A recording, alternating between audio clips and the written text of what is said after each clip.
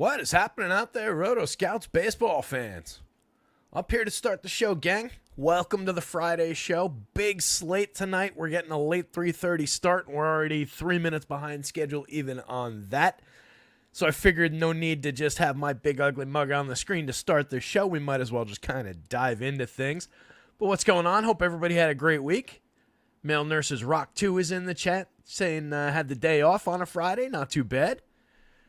Doubling up on that, thank God it's Friday. Dimitri's saying the same thing. What's going on, gang? You guys are talking about Twisters, it sounds like. Oh, Colin Sutherland's in there. Waiting to see the new Ram truck since you're a Twisters mega fan now.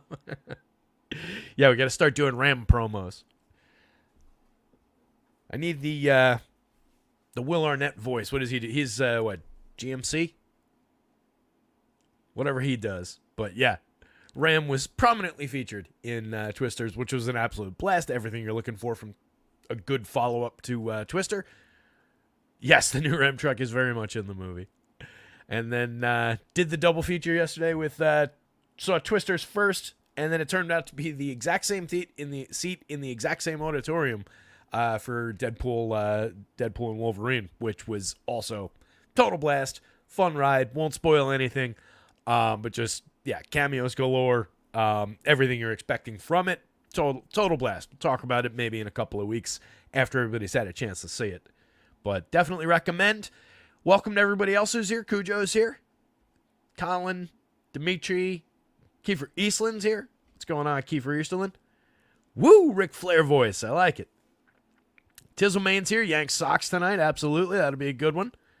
Looks like a lot of run potential on both sides.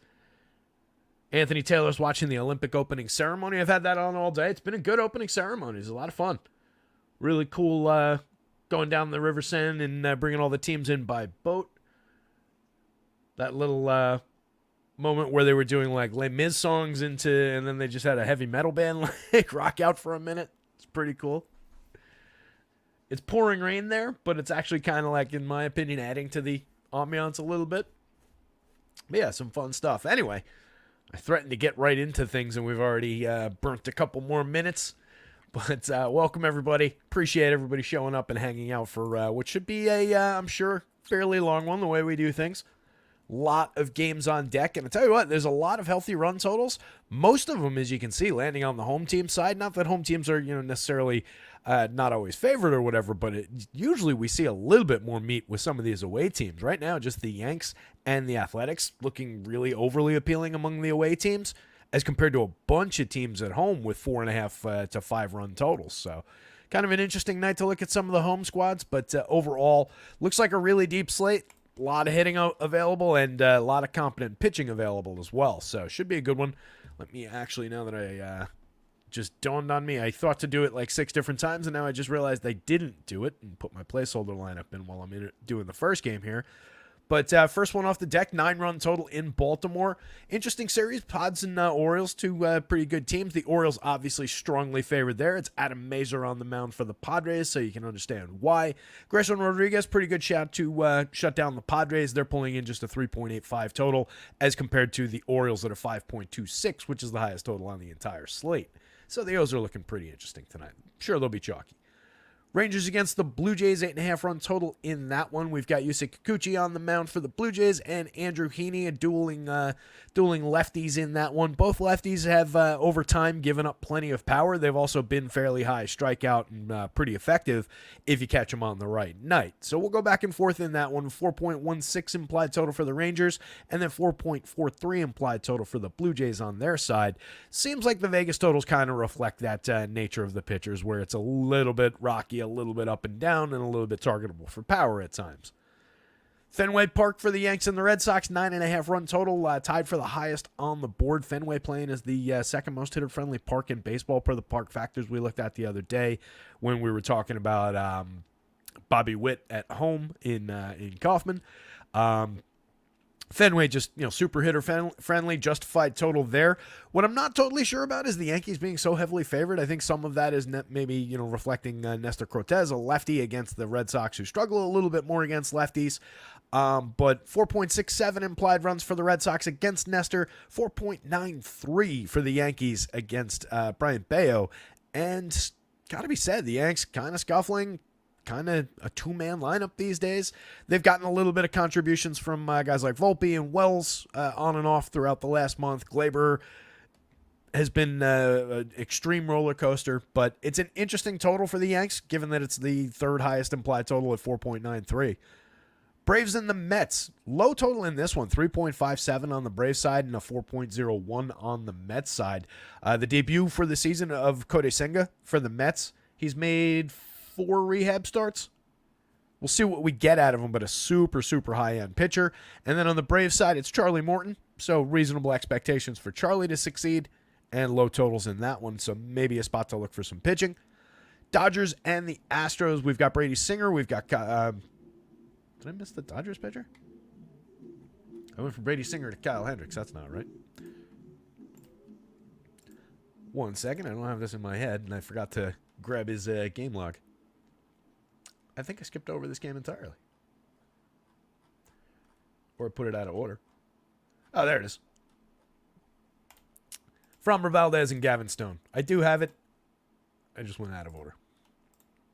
Oh, that's because I skipped the Cubs and the Royals on the board. That's where Singer and Endo is. Man, I'm losing it.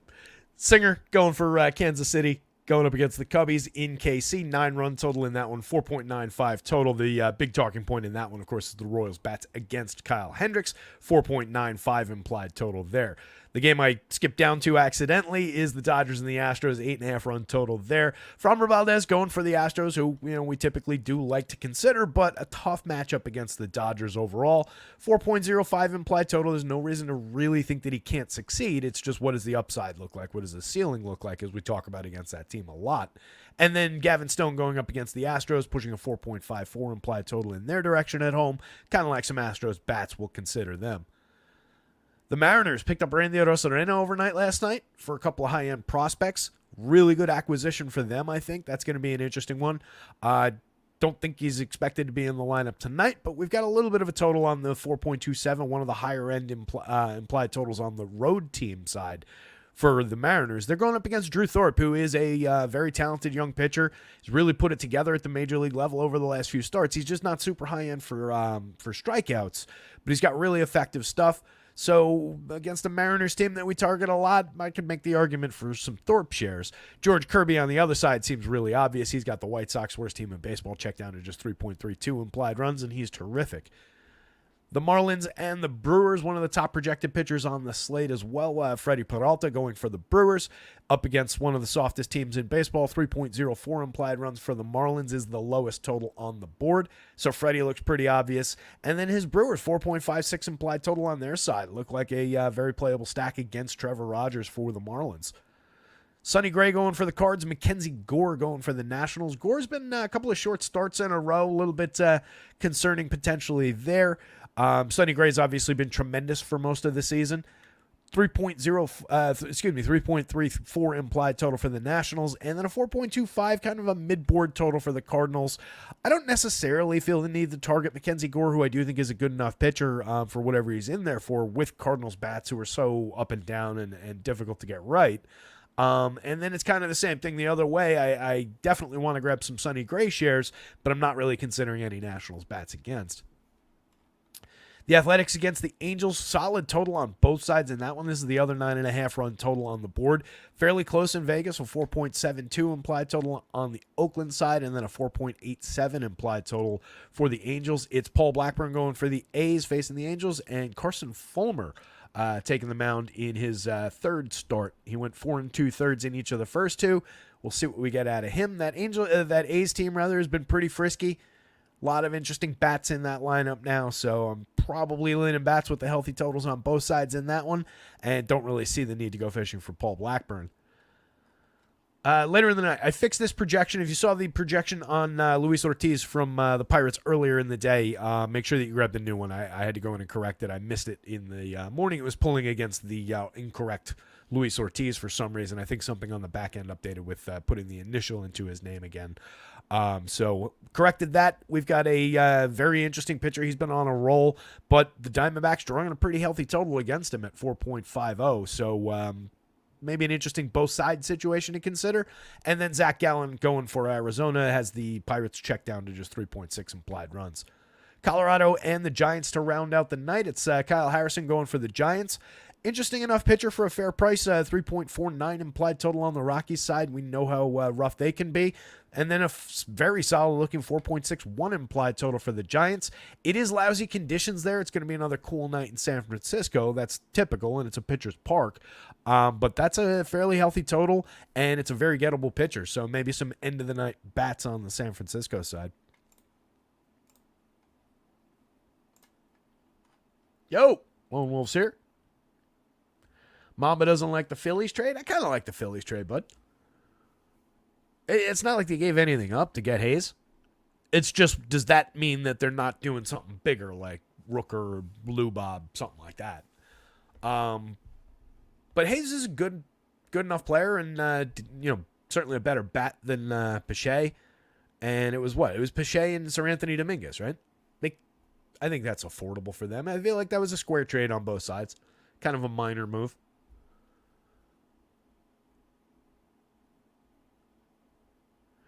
Thanks, Money Crockett. I appreciate the suggestion, and yeah, it's a good idea. Doing just some Excel-focused stuff, and just like how do you build stuff. Anthony Taylor, what's TDFS?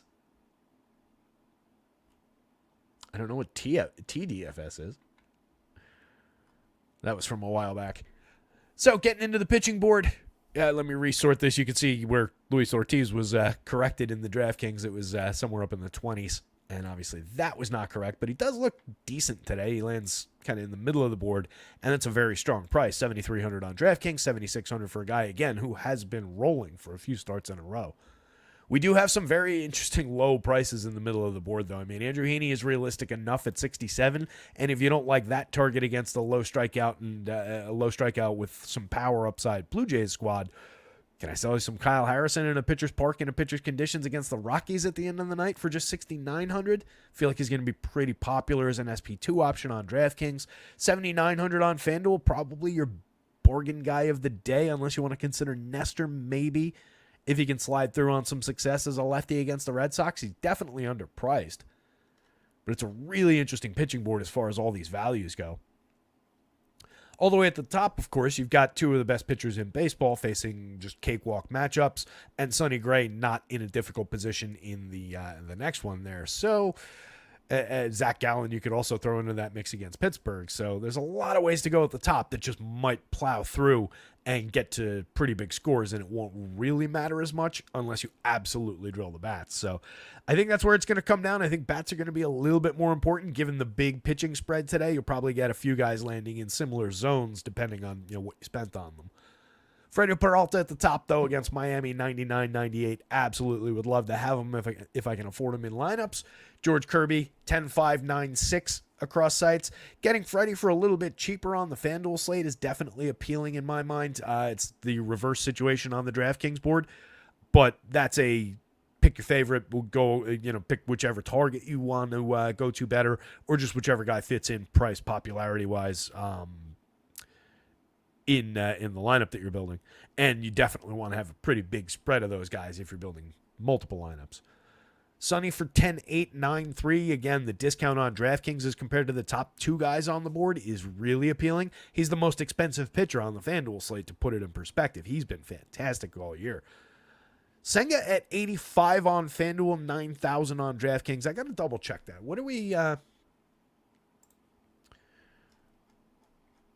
going to double check what a pitch count is. Has anybody seen an official pitch count for Senga? I couldn't find anything earlier. But he didn't Let's see if SNY has it.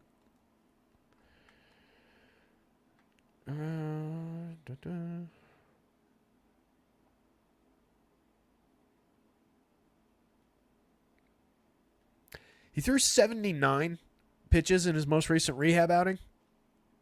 So I think we're looking at probably the ability to go 90. I really don't think it's all that limited.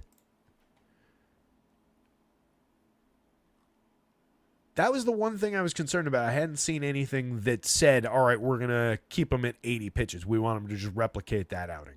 I think we've got, and even with 80 for the money, you could maybe throw the dart a few times on FanDuel, but I think we're looking at probably upwards of 90. I think we're probably okay. And we just saw a guy, Robbie Ray just had a monster start with limited pitches. So Senga's on the board healthily. You can take him or leave him at those prices, though, of course. 85 on FanDuel. Again, if you are getting out to the full innings, to the full pitch count, then that's a very nice bargain for the upside. Zach Gallen, 92.91, fairly priced for a matchup against Pittsburgh. Pittsburgh, not bad. They're not the dregs of the league, certainly, but that's a gettable spot. There are strikeouts for him in that lineup, so I like those prices. Grayson Rodriguez against the low strikeout Padres. It's really their nature more than anything else. 10-3. Knock down a few points as compared to the top of the board. You definitely want to have some, and if it renders them unpopular matchup against price considerations for the field, I think that could lead to a few additional shares in a large portfolio of lineups. He is very, very good. 9,400 on DraftKings. He's kind of in the mix at that price, but it's kind of the same effect, where if he's knocked down like this in terms of the projection and the matchup, then he'll probably be under-owned compared to the five guys above him. Kikuchi and Heaney on opposite sides of the same game. Again, those two lefties are very similar in terms of they're both vulnerable to power, but they do both find good strikeout games. Kikuchi, the higher projection and the better matchup between the two, just because the Blue Jays are fairly low strikeout. The Rangers are a good lineup overall, but they have more strikeouts available. So Kikuchi, by a little bit of a margin, 8,700, 8,800. He's definitely believable from that spot as just a fair mid-range option. Charlie Morton against the Mets, 85, 86. Same thing, just solid in the mid-range. Not a monster ceiling most days, but a realistic one for another handful of points on top of that projection for a fair price. Harrison, I mentioned before, love the option for a very cheap price against the Rockies at the end of the night. It's been up and down for Harrison as far as finding his footing and really, hitting his stride in the majors. But he's got a lot of talent, and those are really cheap numbers against a team that just keeps pushing good fantasy performances to pitchers. We just saw last weekend Hayden Birdsong struck out 12 at Coors Field. Fromber, it's just the matchup has him knocked down a few points as to where he would be against a lot of other teams. He is cheap, very affordable for his talent, especially 8,200 on the DraftKings slate, and a high-end starter when he's got his best stuff, and a lot of times does limit the opposing offense. So we saw that a little bit on the board in terms of LA. He's had a few relatively effective starts in a row, including a 10 strikeout game against Miami 2 starts back. So I think Fromber's at least worth considering for a very cheap price at 82 on DraftKings. But again, tough matchup against the Dodgers. Same thing with Nestor, and it's mostly on FanDuel at 78. You have to at least consider that because of how big a bargain price that is. And the Red Sox are worse against lefties, as we've looked at. But you have a very strong hitting environment in Fenway Park tonight. You've got a high run total, even with them as the lower of the two and the underdog team on this board. Does kind of lead me more toward bats. And Nestor, to me, is not the highest end of fantasy pitchers, but he's capable of delivering a strong day for the value price. 8,500 is a little bit more just, he's in the middle. You can take him if you want him on DraftKings. Mackenzie Gore is a good pitcher. It's just, again, a few weird short starts in a row. 2 innings in his most recent appearance. Gave up 3 earned, struck out 2, walked 4. 4 2/3, gave up 4. 3 1/3, gave up 5. Hasn't been at peak form in a minute. So a little bit of concerns against a middle-of-the-road Cardinals lineup, 8,300, 7,500. He is cheap. There is a little bit of upside there. Probably preferred as an SP2 on DK. Again, Luis Ortiz, I do think has been, believably effective. 7,600, 7,300, a reliable enough SP2 dart at that price if you want him on DraftKings. Depends on what you think of Nestor Cortez and Kyle Harrison above him for very similar pricing on FanDuel. But if the extra $200 from Nestor makes a difference to you and you'd rather target Arizona, there's no real reason not to go to it on FanDuel if you're shopping around the bargain bin for pitching. Brady Singer just feels a little high priced for where he lands on the board comparatively on FanDuel at 9,000. And it's similar on DraftKings. You can see so many 7s and mid-8s and a couple of 6s on the board above him. I think he's playable. I think it's a gettable enough spot against the Cubs, and there are strikeouts there for him. He's not overly reliable, but he's not overly bad either. So it's just not the best price in the world. But there's also not a ton of daylight between, say, that projection and this one anyway. So if you just swap those spots, he would look better just geographically on that board for that price. Gavin Stone against Houston, not a team I love to target with pitching. 8,400, 7,800. He's on the board if you want him in the mid-range. Drew Thorpe, I do think is good, and we'll definitely talk about him at that price on DraftKings. I don't know if the strikeout upside is truly there. He might get 5. He's done that a couple of times. I don't know how much we're getting beyond that. 8,000 on FanDuel. It's a good price, and he could easily pay it off. I just don't know what the ceiling looks like. I don't know that he needs much ceiling at that price on DraftKings. Blackburn against the Angels. Paul Blackburn's delivered effective starts here and there, but I think we're getting desperate if we're going to that part on a deep, deep pitching slate with a lot of comparable values. Carson Fulmer, very much the same thing on the other side of that game. Kyle Freeland is a no for me against the Giants, with them showing a little bit of pop. That said, at 5,500, he's probably the cheapest believable upside guy.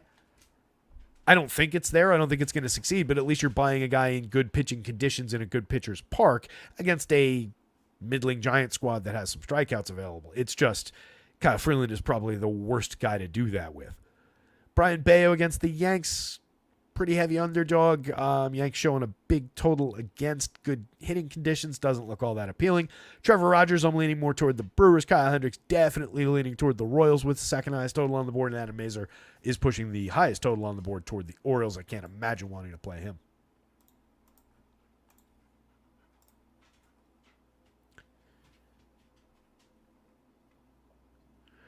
Who's that? Senga? Yeah, he got knocked around a little bit in the last rehab, but he threw, again, 79 pitches. So I care more about the pitch count than anything else in rehab starts. And that's why I was looking for it. Overall, Senga's a fantastic pitcher. We will get there. Let's start at the top, though. So, again, I cannot imagine wanting to play Adam Mazur in this spot with the Orioles being the only team on the board implied for more than 5 runs. We're just going to basically skip him. 53-62. There's no reason in the world to consider playing him even for a free square. 7.84 ERA, a 6.03 xFIP, 14% strikeouts, and 13% walks against possibly the best lineup in baseball. And, again, with the heaviest total, no thanks. Just grab Orioles bats against. They're going to be popular. Grayson Rodriguez is definitely a conversation. 105 2/3 over 18 starts, 27.1% strikeout rate is very strong. A 3.83 ERA, 3.53 xFIP is tremendous. Giving up a sub 3% home run rate despite a little bit of contact in terms of the barrels. The exit velo manageable, the hard hits manageable. 13.9% swinging strike rate is terrific, and near 30% CSW, very high end. Last time out, 6 innings against Texas. If you get this start today, you're off and running. 8 strikeouts. Gave up 2 earned on 3 hits. Went 6. Booked the quality start. Booked the win eventually. Love the upside for Grayson Rodriguez. It's just the Padres, as we always talk about, a little bit low strikeout. So it's not an ideal opponent. But against some of these guys down through this part of the lineup, of course, Higgy at the bottom at a 30% strikeout rate. But a guy with Rodriguez's talent for inducing swinging strikes, finding good strikeout upside against a lot of teams, could find his way to a couple upside strikeouts against the guys that are more 1 in 5. This average is helped slightly by the fact that Luis Arraez is at a 5.5. The rest of that averages out to a 19.4, which is a lot closer to league average than that 17.9 is. Yes, he'll have to face Arraez three times, but everybody else in that lineup is potentially a little bit more vulnerable to strikeout than this might make it look. So 94, no issues with it on DraftKings. 10-3 if you want to go there on FanDuel, absolutely fine. But again, you are taking a guy from here as opposed to some of the guys up here for very similar numbers, and it's not the best potential strikeout matchup. If you're considering some of those low strikeout Padres, it's probably not the best day to grab them. 3.85 implied total. They've been in a couple of better spots in recent games. They're a good enough team that they could succeed against Rodriguez, though. He's not invulnerable, but you can see even just if you're going by pure stuff, that's a strongly above average rating by Stuff Plus for the full arsenal of pitches. Luis Arraez from the top, though, very low strikeout. You could be buying three easy base hits, but you're talking about singles more often than not. Does have the ability to draw a walk, as evidenced by a 5.7% walk rate last year, 3.9% this year. Does not happen very frequently. Not the hardest hitter in the world, but a guy who competes for batting crowns year after year and is always involved. Good table setter at the top. Diminished more this year. These are still fantastic numbers, 311, 345 on the front end of the triple slash and a 111 WRC plus, but that's not as frequent as it was contributions last year. But for the money, he's very easy to get to. First base, it sucks that they position him that way on DK. Just leave him with the second base eligibility that he has on FanDuel for 2,800. Jurickson Profar, 45.35. Still very cheap on DraftKings comparative. 3,500 is a way higher price against the FanDuel cap than 45 is against the DraftKings cap. 16 home runs on the season, a 151 WRC plus overall for the year, still above a 41% hard hit rate. 16 home runs, a very solid slash line. If you're going to the pods, he's one of your priority bats. Jake Cronenworth for 44.31. He's okay. 171 ISO this season, a 115 WRC plus. Been good for run creation, decent at getting on base. He's got 14 home runs. He's a 18.2% strikeout rate. Capable enough lefty bat. If you're going to this team, he's absolutely in consideration if he's hitting third. Manny for under 5,000 on DraftKings definitely has appeal. One of the reasons to go to the Padres, if you're considering going to the Padres at all, it's like, all right, they do have that bargain price on Manny. 13 home runs on the season isn't a great total. Over 403 plate appearances, 151 ISO's way down. I'm just trying to buy in on contact that looks still really similar to years past from a hitter that has been a star caliber hitter for a number of years now. So I do continue to think there's upside there. I continue to think there's upside for Xander Bogaerts. We're at 256, 299, 338, just coming back from a long-term injury. He's very, very cheap at second base on DraftKings, shortstop and second base for a cheap price on FanDuel. There's upside there. I continue to believe that. Jackson Merrill, 5.25 in the home run model. He's got 12 on the season. He's also swiped 11 bags, 116 WRC plus. Hits the ball pretty effectively for a guy who only costs 41.29 across sites. Definitely also a high priority bat. So, I would probably prioritize Merrill more, I think, than either one of those guys, despite the little bit of a handicap hitting sixth rather than second or third. He does a lot of similar things in terms of how he hits the ball, the average and everything that he's hitting for, the fact that he's creating runs, and he adds the stolen base upside that those guys don't completely lack, but those guys aren't running 5 stolen base. Profar, Cronenworth with 2.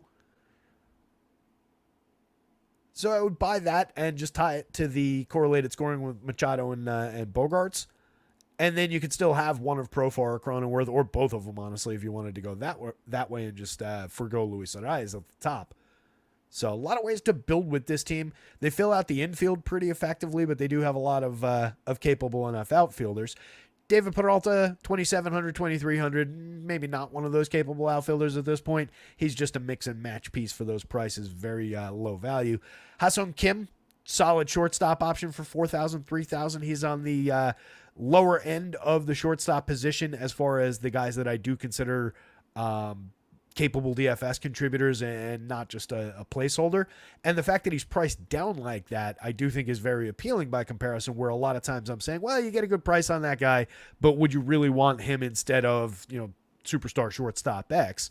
Ha-Seong Kim hasn't put up superstar caliber counting stats, 10 home runs, 19 steals, but he does give you that multi-category DFS upside for a cheap price. So definitely on the board. And then Higgy with his power upside, 12 home runs on the season, a 314 ISO over 145 plate appearances, 14% barrels, a 127 WRC plus, 8.32 to lead the team in the home run model. Probably, somewhat prioritizing Higgy if I'm building a lot of Padres stacks. I do think he's a good home run hitter as a catcher. The Orioles lineup. Let's see. Should have seen if we got this one yet. Doesn't look like.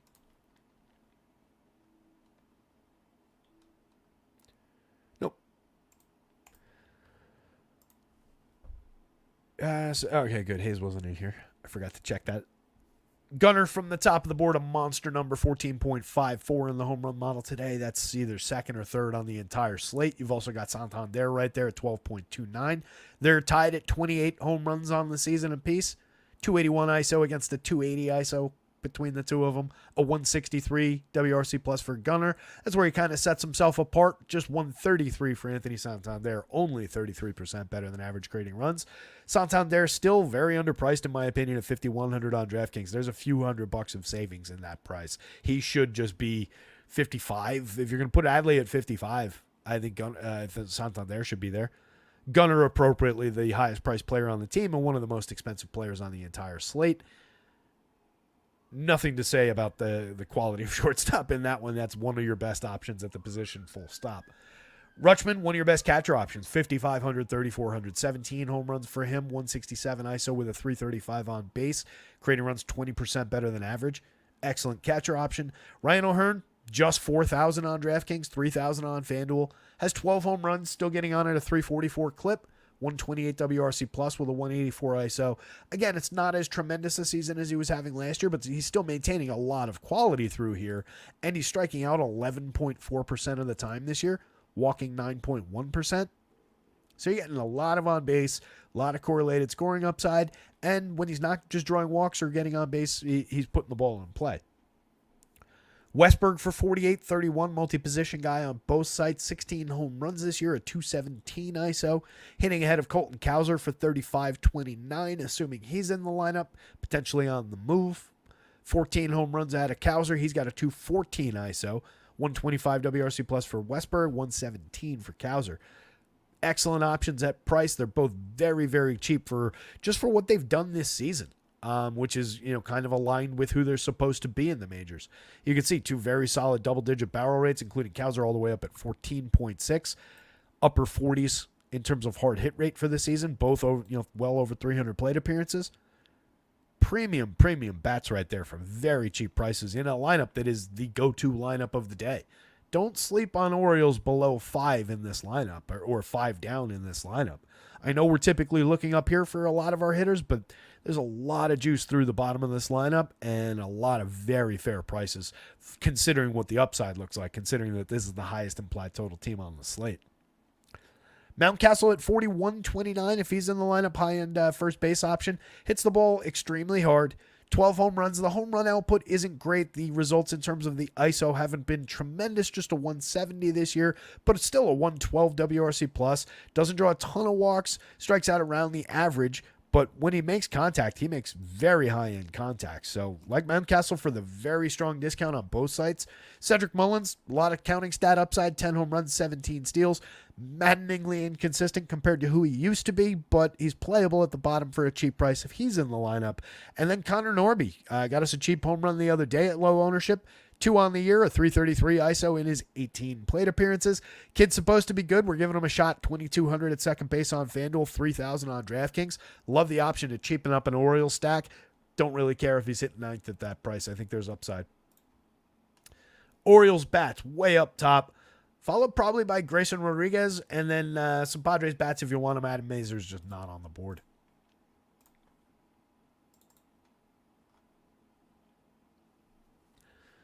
Mamba says, for all my people in the 100K chat home run giveaway, please give me your picks. Is there a 100K chat home run giveaway? I didn't know about this. Can I jump in it? Kidligan says, today is O'Hearn birthday. All right. There you go. Pick off that birthday home run.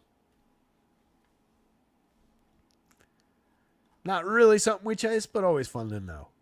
And then at the end of the night, if he does it, you could tell other people, oh yeah, it was his birthday. So of course he hit home. Andrew Heaney, Yusei Kikuchi. We've talked about this one a couple of times already, just from afar, but looking into it, 26.4% strikeout rate is effective for Kikuchi, but he's given up a 3.38% home run rate on extreme contact.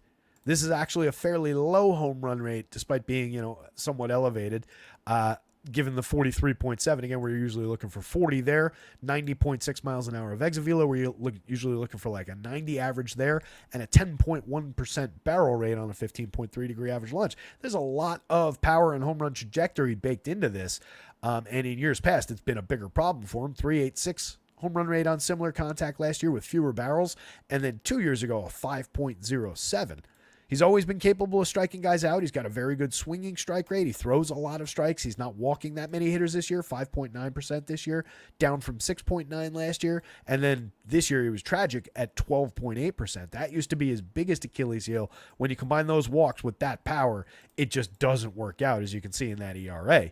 Cutting the walks, not having as many guys on base, you can see the monster difference in the whip year over year, helps him out in terms of the runs allowed. So he's a talented enough guy. He could absolutely find some upside against a Rangers team with a 22.6% strikeout rate for this projected lineup. Doesn't look like we've gotten there confirmed in either.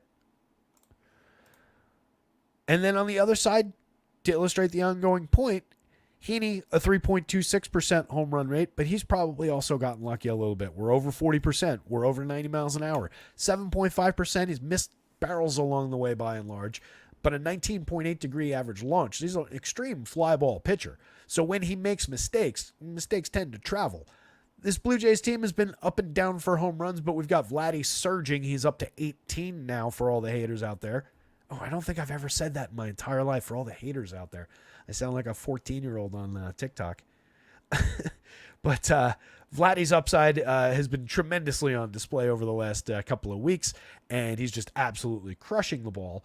And he still only cost $4,900 against Andrew Heaney on this slate. So I kind of like the upside there. 10.10 in the home run model looks pretty appealing. 36 on FanDuel, but at least you get first and third base eligibility out of him still is kind of appealing as well. Just not the extreme discount that he's at over on DraftKings. But that's a big threat to Heaney. George Springer with 13 home runs. Maybe his power's coming around a little bit as well. Another guy could definitely threaten Heaney. You've got a bunch of righties in this lineup. So as much as I'm thinking that, maybe he's a little bit playable based on some K upside, 23.5% this year. He's got a 12.4% swinging strike rate, and he's always been an effective strikeout pitcher. This Blue Jays team, with the power upside that they're flashing a little bit of, and then all the contact that they make and all the walks that they can draw, I kind of prefer the Blue Jays bats over Heaney, where I don't know that I necessarily prefer the Rangers bats over Kikuchi. That one's just a little bit closer to a tie, probably. Heaney just tends to be more of a target for me, but it's not a pitcher where it would knock me out of my chair if he had a successful day. 85 on FanDuel, I'm not really considering it. 67 on DraftKings is absolutely in consideration for value shares. That's an important value spot to consider on the DraftKings slate. Only 4 strikeouts against Baltimore in his most recent start, but he went 5 innings, gave up 2 hits, walked 3, but no runs. 5 innings against Houston at Houston, 2 earned, 3 runs scored on 5 hits, gave up 2 homers. That's an Andrew Heaney downside game. Struck out 5, walked 2. 5 1/3 against the Rays, 3 hits, no runs, struck out 7 and walked 2. Start before that against the Orioles in Baltimore, 2 earned runs allowed on 5 hits, but struck out 10, walked 0. So, that's the up and down shaky nature of Andrew Heaney, but he hasn't gotten really blown up throughout this season. We're looking at an earned run high of 6, and that came all the way back in on April 8th against the Astros. So really, we haven't gotten that extreme bad side of Andrew Heaney pretty much all year. Price-wise, FanDuel's actually probably got it more correct. I just think it renders him unplayable, or not unplayable, but less playable compared to the rest of the board. That DraftKings price is very appealing. Between the two teams, again, I'd probably prefer drawing Blue Jays stacks against Andrew Heaney. But maybe that's just closer to a straight-up 4 corners game across the board. What does Vegas say about that? We use Vegas as the tiebreaker. Yeah, 4-1-5, 4-4-3. I'll stand by that then. I'd rather draw the Blue Jays bats against Heaney, but I think the Rangers are playable against Kikuchi as well. And there are a lot of good bats on that team that we like going to for cheap prices. Marcus Semien, 52-34. I'm still a believer. 15 home runs, a 159 ISO, 103 WRC+. One of his worst seasons in recent memory, but there's a ton of upside there as he gets cheaper and cheaper. He's not an extreme discount because I think everybody knows that there's a lot of bounce back capability there. And as we've talked about all season, or at least for the last couple of months, all of this is exactly the same as it's been, relatively. Corey Seager, a little bit cheap for his talent as well. 55-37. He's got 19 home runs, a 208 ISO, a 130 WRC plus. So we're just dealing with a little bit of a discount for a guy who is not far off the mark in terms of quality or results. Josh Smith overperforming X stats still for the season, 286, 384, 451, a 138 WRC plus. Doesn't crush the ball by any means, but is very effective so far this year. Fills out third base on DraftKings at 44. That's playable. Shortstop and third base at 31 on FanDuel. Probably rather have him at third base than shortstop for that money. I think he's pretty playable if he's hitting third in this lineup. Wyatt Langford for 43, 3,000.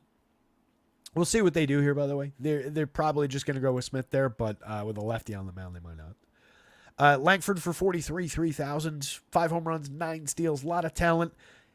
Shaky on delivery of that talent so far in his rookie year. Hasn't been great, hasn't been the star out of the gate that we expected, but capable and in a good spot in the lineup for a very fair price. So by the talent upside, if you're going to Rangers, he's definitely on the list. Adolis Garcia for 47-33, dramatically underperforming in terms of OPS. 209, 275, 391 on the year. Does have 17 homers and 9 steals and a lot of upside. You're just buying it a little bit on faith right now, but at least you do have good contact. Diminished for him, but still elite level contact being made. So that's kind of what we're riding on with Adolis Garcia right now.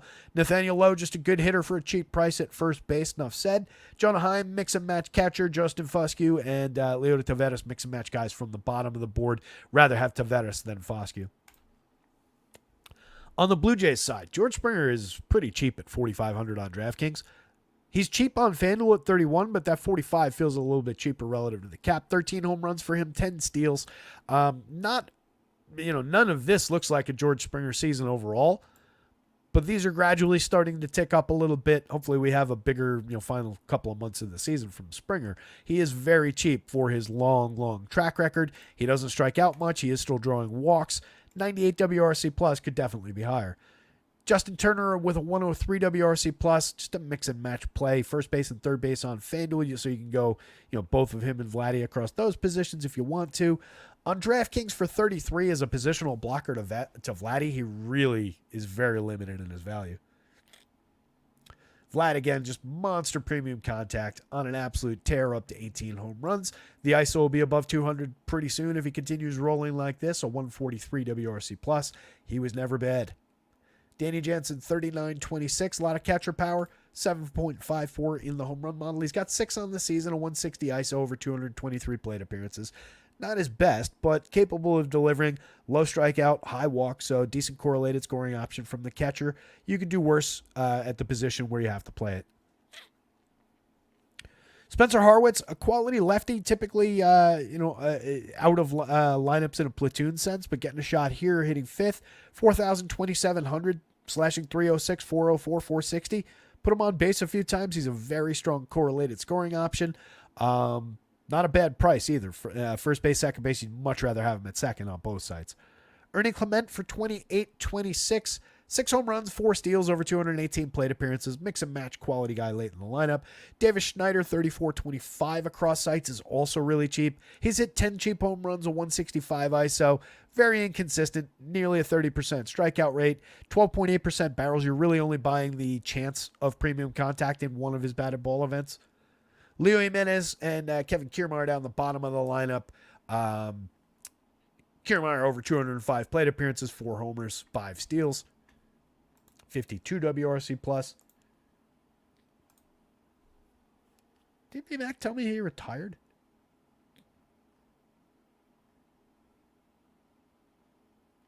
Yeah, why did he? Emac, if you're out there, did I miss the point of that DM that you sent me? I thought you were just sending me news yesterday.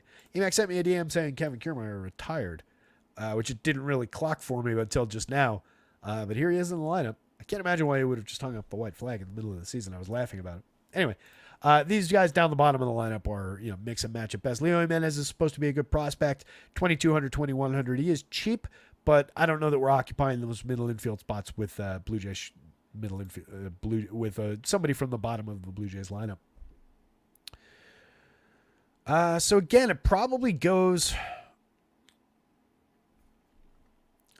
Blue Jays bats, Kikuchi, Rangers bats Heaney, except the Heaney price on DraftKings.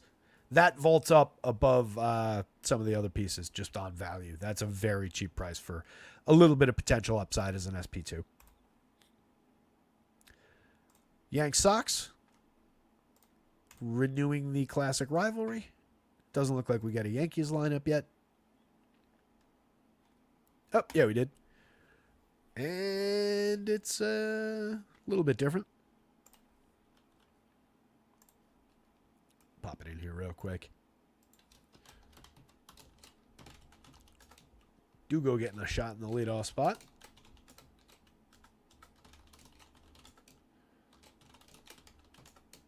Solid catcher in the cleanup spot.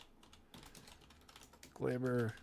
Ben Rice, today's home run pick of the day. Drops down in the lineup. Not ideal for the home run pick, but he'll still get one. I hope, because he's been pretty weak over the last 2 weeks.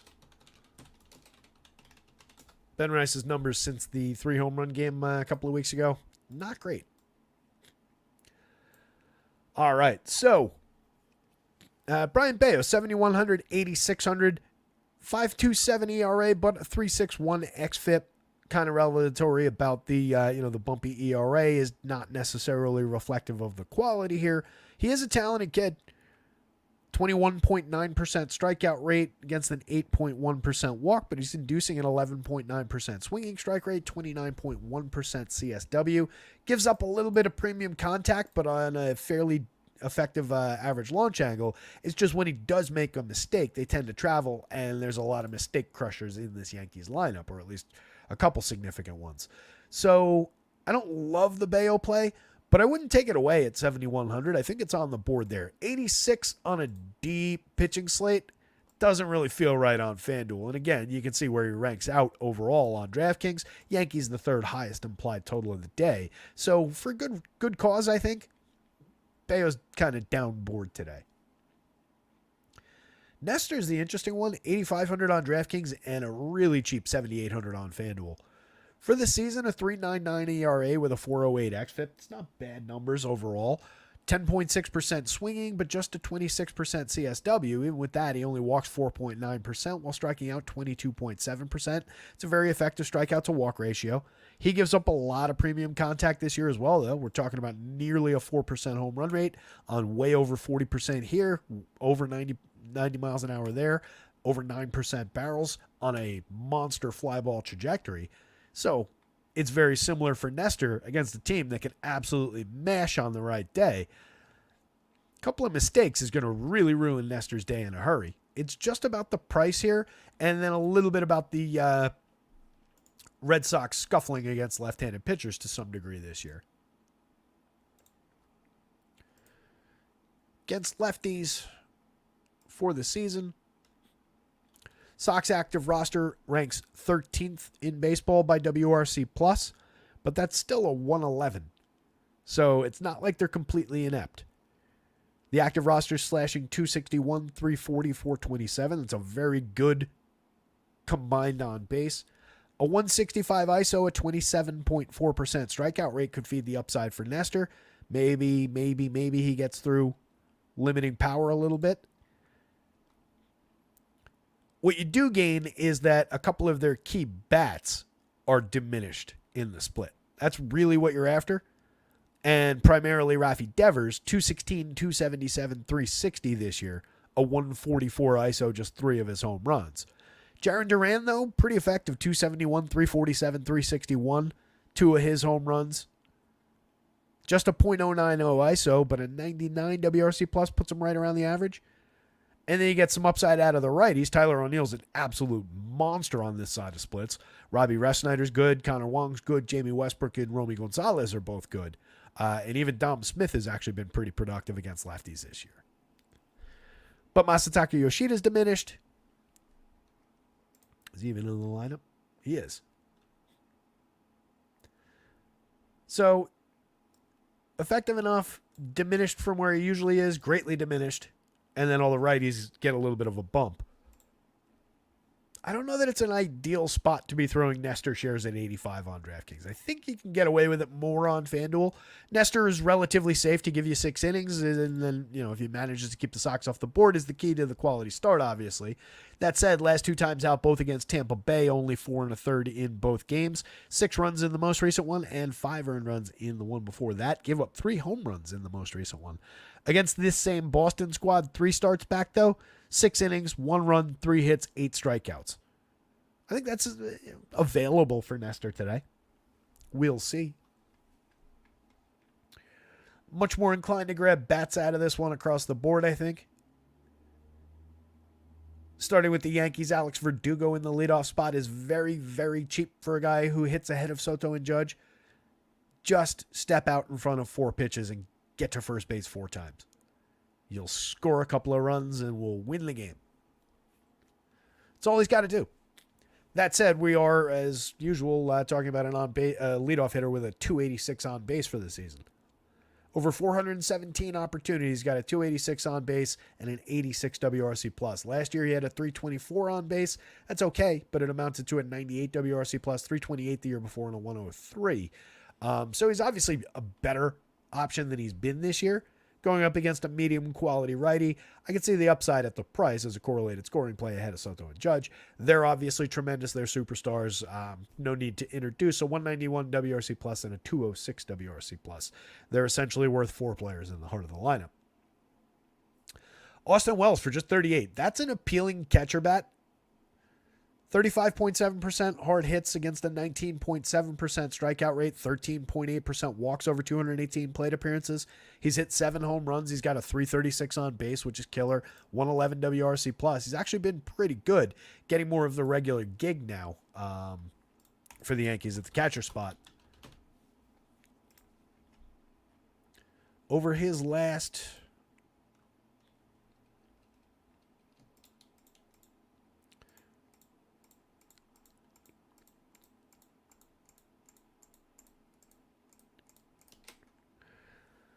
Last 20 games, Wells has 5 home runs in 68 plate appearances, slashing 264, 418, 566 with a 302 ISO, 16.2% strikeouts, and 19.1% walks.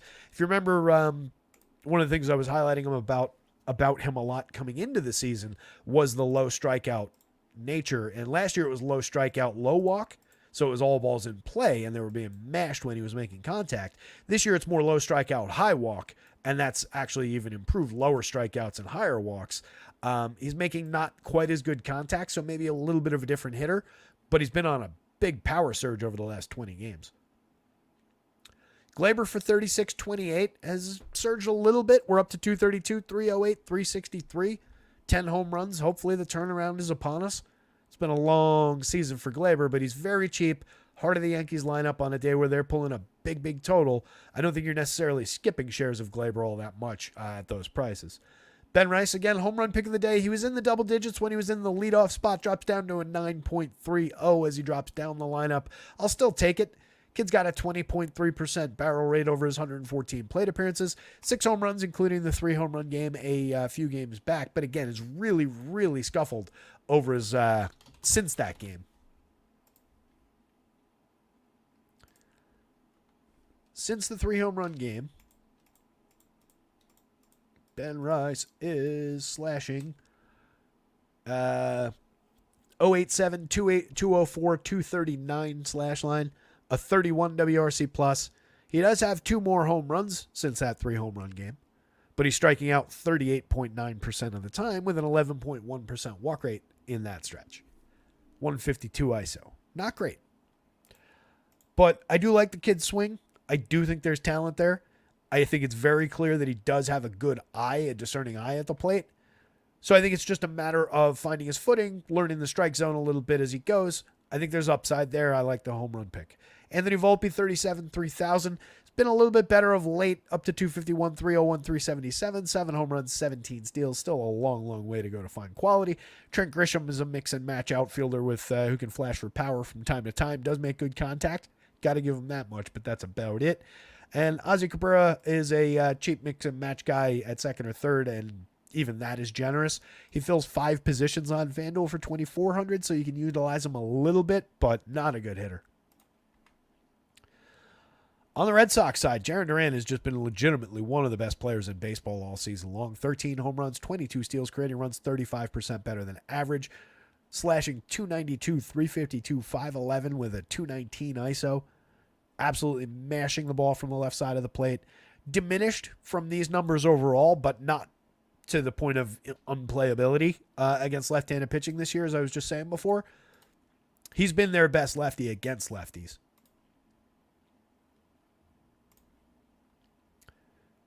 271, 347, 361. Just 1% below average creating runs.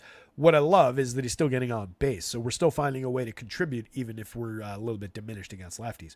Robbie Refsnyder's tremendous on this side of splits. Against a gettable enough lefty like Nestor Cortez, he's appealing. 4,100, 2,800, great spot in the lineup to provide some correlated scoring. Has a little bit of pop in that bat as well. Connor Wong, just 4,000, 3,000 on a day where the Red Sox are drawing not a huge total, but one of the more playable totals on the board at 4.67. That's definitely not awful. They're going to be helped by Fenway Park just as much as the visiting squad. Again, I kind of have an issue with the Yankees being that big a favorite. I'm not in love with that. So Connor Wong as a very cheap catcher on DraftKings. Love that. 3,000 on FanDuel. You could consider him this team's first baseman, as I keep on saying. You've got guys that can slot into that. Actually, it's just Romy Gonzalez that can slot into that spot. And you get 3 other spots to use with for Romy. So just play him like he's the first baseman at 3,000. He's got 9 home runs, 121 WRC plus, a very strong slash line, and he's good against lefties. Devers is the problematic one. He's not been good against left-handed pitching this year, 61-38 across sites. You're not really seeing any kind of a discount for the lefty on the mound. If we look at Devers' career numbers against left-handed pitching, it's much more not appealing, but playable. Slashing for his career, 264, 319, 419, a 155 ISO, and a 97 WRC+. So a little bit more ability than he's demonstrated so far this year in the split to hit the ball, but you're still greatly diminished for power. 35 home runs in 1,229 plate appearances against Southpaws, 160 home runs in 2,700 plate appearances against righties. It's difficult to skip Raffy Devers, but there's a tremendous savings baked into doing so. It's just that, Nestor falls probably somewhere in the middle, kind of toward the weaker side of that there are lefties and then there are lefties thing. So, I don't know. I have a really hard time skipping Raffy Devers if I'm going to the Red Sox. I really do.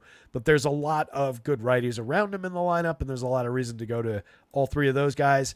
This guy's the biggie on this team tonight.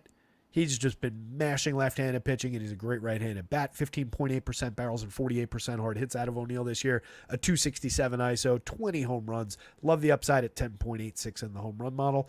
Yoshida's just been downright bad this year against lefties. He is a good hitter, and he's coming around a little bit. He's up to 266, 343, 372 with a 102 WRC+, but seems like a more skippable spot than not later in the lineup. Romy Gonzalez is interesting to me. Excellent hard hit rate on the season. He had made good contact in limited samples each of the last 2 seasons. Doesn't strike out a ton. Doesn't really draw a lot of walks, so there's a lot of balls in play. He's only got 1 home run, but he's slashing 272, 320, 391. Just a 95 WRC+. Needs to pick it up after those 100 plate appearances, but I love the contact. He's very cheap, and he hits lefties pretty well. First base and shortstop, strange positioning there. 4 positions over here. Ceddanne Rafael has been a strong contributor for this team. 11 homers, 13 steals, scoring a ton of runs, driving some in.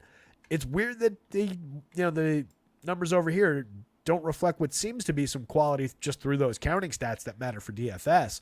But that's where sometimes, you can be not misled by those numbers, but sometimes there's reason to just look at just the dumb back of the baseball card stats, because obviously this is a guy who can get involved, and against the lefty at 4,300, 2,800, multi-position on both sites, he's not somebody you necessarily want to just scratch off or not consider as you're down to that last spot in a Red Sox stack.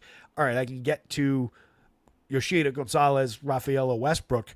he has been contributing to this team for counting stats. He's been contributing to DFS lineups here and there. So interesting enough guy.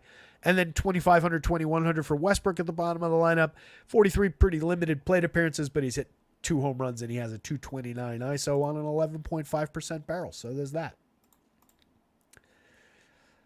I guess I got to say the Yankees are on top, but I'll do this while I do it, and I'll just blame it on Vegas giving them the higher total. But I'm not sure I buy that completely. I'm more inclined to call it a tie between the bats. And then pitching-wise, Nestor on FanDuel is really the only thing I'm interested in here. You could throw some darts at him in the mid-range on DK. You could throw some darts at Bayo on DK. But I don't love any of the other spots, really.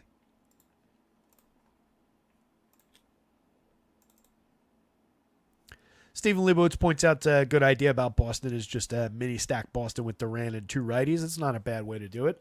Although I could probably save you some ownership by just going, if you're thinking about short stacking it, just go Reffy, Wong, O'Neill, and just grab 3 righties there.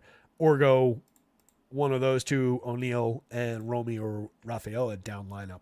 And just pick off a little bit of leverage against the more obvious paths. Because I think everybody's just going to go Duran anyway. I haven't looked at what the ownership on those individuals looks like. I'll pull it up. I'm sure there's going to be popularity on both sides in a Yankees-Red Sox game.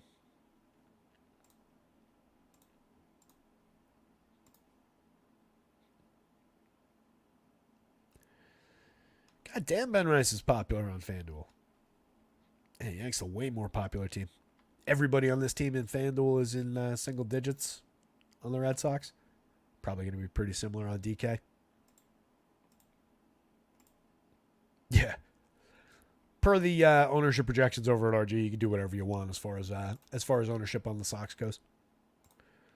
So, your plan was fine. Duran and 2 of the righties makes a ton of sense. I definitely want Tyler O'Neill in there, and given that he doesn't appear to be all that popular at all, happy to have it. It actually makes the Red Sox more appealing even now that I thinking about them as a low-owned option here. I mean, it's Nestor Cortez. It's not like, they're not going up against Sandy Koufax. The most popular ownership projection on the Red Sox tonight is Ref Snyder. He's literally right in mid-single digits. Everybody else is projected lower than that in terms of ownership.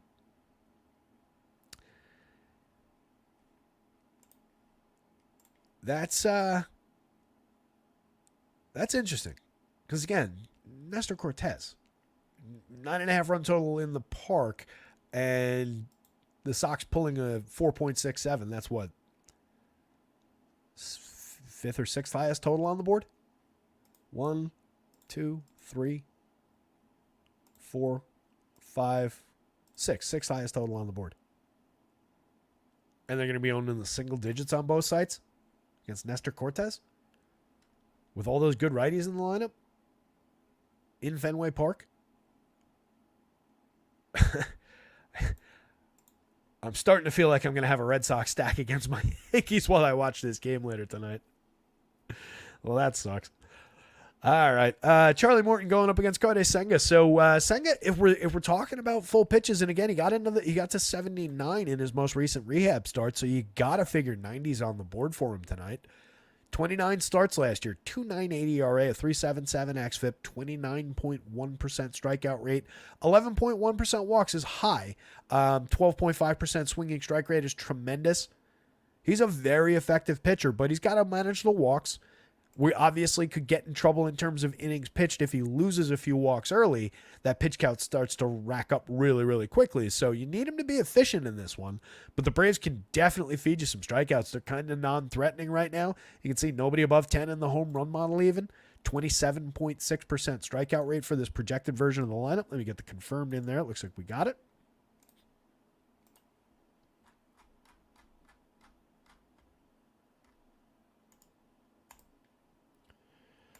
Nacho Alvarez. Labs, you need to put a junior on that nacho. So, yeah, I don't think we need to rush out and play Senga. And I don't know that it's probably one of those spots where he could get to around these median projections if he has his 90 pitches in his pocket, but I don't know what the ceiling beyond that looks like. We're definitely not going to see him go, 119, I think that Cease needed, or 120 something that Cease needed to complete the no-no the other day. But there's upside to around these projections. It's just a really deep pitching slate, and you're not getting a tremendous discount. But he's very, very good, and there are strikeouts in that opposing lineup, 27.4%. Charlie Morton, effective veteran, just having another reasonably good season. 3.92 ERA, a 3.95 xFIP. Nothing wrong with that. 23.7% strikeout rate, over 103 1/3 in 18 starts. Gives you pretty good depth. Gives you a pretty good shot at booking a quality start, if not a win. 6 innings in his last start, 4 Ks, a walk, just 1 earned run on 6 hits. 6 1/3 against the Diamondbacks, gave up 4 earned on 5 runs, struck out 5, but 2 home runs allowed. Also gave up 2 dingers to San Francisco. 3 earned runs, 4 hits, the 2 homers, 5 strikeouts, 2 walks. Started against Pittsburgh at the end of June, went 6 1/3, struck out 7, 1 walk, 3 hits, no runs. Capable of that kind of a game, but the Mets are good. There's no real reason to get excited about Charlie Morton shares. He's just believably in the middle. All right, looking at the pitching board. Upper middle option, but he's also upper middle priced. Playable, but not a priority. I'm sure he'll be pretty low owned. Looking at the lineups, I don't know how much I want the Braves against Senga. Senga's on form. I mean, the Braves have been dramatically underperforming. They're one of the lower projected stacks of the day. They were pretty low run total overall at 3.57. So not a really appealing Braves day, and there could be a lot of Ks in that lineup if Senga's got his stuff working at all.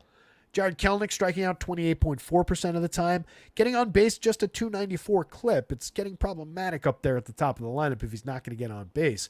Does hit the ball pretty effectively. Has 11 homers, 6 steals. Just a 96 WRC plus, though. Austin Riley back in the lineup. You could get the baby bomb from Austin Riley, who's out on paternity leave. Congratulations to him and his family. 15.5 in the 15.5% barrel rate, 51.7% hard hits on the year, a 6.82 in the home run model, 13 on the board on the season with a 197 ISO. Have to congratulate him. He's a longtime member of the Dynasty team, one of our guys. Hopefully we get a big last 2 months out of Riley. It's been a downturn overall for the season, but he kind of righted the ship. As June turned into July. He's been a lot better recently, so and you can see a solid 118 WRC plus for the season. He's not been bad. It's just the power was out for a little bit. Marcell Ozuna, 58-42, 28 home runs on the year, a 278 ISO. Obviously been just tremendous end-to-end so far this season, making monster contact. Matt Olson for 51-32. It's a struggling version of Matt Olson, but in terms of just like purely just looking at what those are in a vacuum, 9.8% barrels and 47.4% hard hits is still a very effective lefty power bat. It's just diminished from what he's given us over the past few years. His ISO is down at 164 results-wise. A 13 home run total's not great in 423 opportunities. Might need a couple days off. They should figure out a make-believe injury and give him like a week off to reset. But it's been a rough year, but he's very, very playable if you're going to Braves. Travis d'Arnaud, a lot of backup catcher power, excellent for premium contact, 9 home runs on the season, a 207 ISO, over 220 plate appearances, basically splitting this job this year. Not bad. I like the upside for d'Arnaud for a very cheap price as a catcher if you're going to the Braves. Eddie Rosario, Adam Duvall, mix and match outfielders with a little bit of power upside, but they're both very similarly bad across the board in the terms of the slash line, the ISOs, the run creation marks. It's been ugly for both of those guys. Nacho, over 13 plate appearances, has not really delivered what he's supposed to, which is decent ability to hit the ball and get on base. We haven't seen it yet from Nacho. He's very young to be here. Got aggressively promoted to fill a slot. We'll see if he sticks. He's very, very cheap with, again, a highly regarded hit tool at the bottom of the lineup, but he hasn't found it yet. Orlando Arcia is just cheap. He's been bad all year. Top of the Mets lineup. Literally one of the best players in baseball who nobody seems to like. Francisco Lindor. Tremendous through his premium contact, his lack of strikeouts, his solid walk rates. All those numbers are great. It's amounted to 22 home runs and 20 stolen bases, and we're not even in August yet. 225 ISO, a 135 WRC plus out of the guy. I mean, if the Mets are contenders down the stretch, and it certainly seems like they're looking like they're gonna be, they get into the playoffs. Like, Lindor is so huge a part of it. I wasn't even an all-star, as they were raving about on one of the broadcasts yesterday or the day before. I don't get that. I'm with whoever those broadcasters were. That doesn't make sense. This guy is a superstar, and he's performing well. I know that there was a month or so there was like everybody panicked through April because the numbers weren't quite right. But as we talked about through that entire stretch, we were totally relying on just his contact was there. And it got us right back to where we're supposed to be. Nimmo for 52-34. Definitely some upside, facing a righty who isn't really all that gettable in terms of home run output. But I feel like the hard hits, I'm going to guess that's up a little for, it's about the same. Yeah, about the same over the last couple of years. I thought that was up a little bit for Morton. A lot of barrels, though, and this is a elevated enough hard hit rate. Stuff Plus is down at 93.87 for Charlie as we get down to the very bottom of the backside of the mountain here. So the point being that for a guy who hits the ball as hard as Nimmo does from the left side of the plate, there are some barrels. There is some premium contact available. JD Martinez and Pete Alonso, two premium right-handed power bats in the heart of the lineup. 10 home runs for Martinez, 20 home runs on the year for Pete Alonso. 212 ISO. Alonso's the better choice between the two for only 100 more, with both sharing first base eligibility. On DraftKings, you could also just stick Martinez in the outfield. On FanDuel, it's an outfielder and a first baseman. There's $400 price difference between. It's a little bit different, but I think Alonso's the preferred option across the board. A surging Jeff McNeil has 9 home runs, a 134 ISO, and 89 WRC plus, and I still don't like him, and now he's hitting 5th. He's a mix and match piece to me. Yeah, you got a weird home run stretch there, but do you necessarily want to buy what happened last week that everybody was just kind of scratching their heads at? Doesn't seem like the best indicator of future success. Mark Vientos, 4,400, 3,100. I would much rather have him than Jeff McNeil. Monster for premium contact upside for a very cheap price of 4,400 on DK, 31 on FanDuel. He's hit 13 home runs this year, 250 ISO across 224 plate appearances, and this is who he's supposed to be. So I'm a big buyer on Vientos for just going forward. Have been for weeks now. Jose Iglesias, 37-26, continues to just hit for this team over 109 plate appearances. I do not think that any of this is real, but he's obviously been sustaining it in the short term. We'll see how it continues on. He's very cheap at second base on both sides. I don't know that I want him at third base or shortstop on either side. Francisco Alvarez, tremendously cheap at catcher. 273, 344, 435. We're seeing a little bit of a dip already in the slash line, but still very, very good, and his power hasn't really arrived for the season yet. So there's any given slate monster upside lurking. Tyrone Taylor, an effective enough bat, 6 home runs, 6 stolen bases over 219 opportunities. He's a part-time player, part-time contributor, but when he gets in there, he's capable of driving the ball. He hit a home run the other day. He's got a 9.6% barrel this year. That matches basically what he was doing 2 years ago when he hit a solid handful of home runs. 17 home runs in 405 chances on very similar contact 2 years ago. I'll take the upside with some shares of Tyrone Taylor if I'm rostering a bunch of Mets. Not a priority, not a reason to go to the Mets, but from the bottom of the lineup at a cheap price against Charlie, take my shots.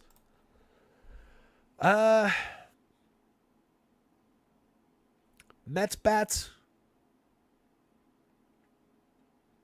I just don't know how to fit Senga in there. It's probably Mets bats, Senga, Braves bats, Morton, if I had to rank it. I just don't love Senga. Again, I think this is real, but ceiling is a problem, or potentially a problem. Like, he's going to have to give you ceiling via pitching efficiently and limiting those walks, which again were problematic last year, and finding some efficient Ks, because you're probably not getting there on innings. I don't think it's out of the question that he goes 6 if we're getting 90 pitches, but it's more difficult, especially for a guy with a high walk rate. the Braves lay off that, what is it, a splitter? I forget what the hell is out pitches. It's a splitter, right? That ridiculously effective pitch. Forkball. StatCast is calling it a forkball.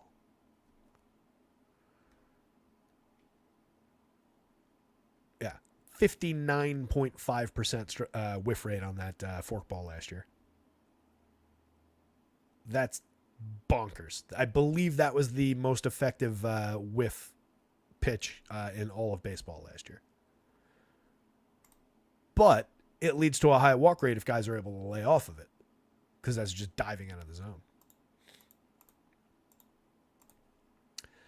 The Cubs, the Royals, Kyle Hendricks, target on the mound for Royals bats. They're drawing the second highest total of the day at 4.95 runs. That probably gets over 5 by the time the game rolls around. Love some Royals bats upside in this one. I think they're going to be obvious. I think they're going to probably be popular. We could check that real quick from our guys over at, yeah, it's going to be a popular team.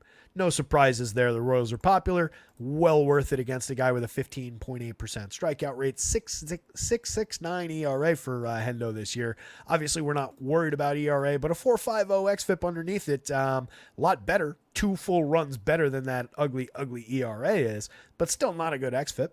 Giving up a 4.56% home run rate despite only 32.4% hard hits and 85.7 miles an hour of exit velo. So has he gotten a little unlucky to give up those home runs?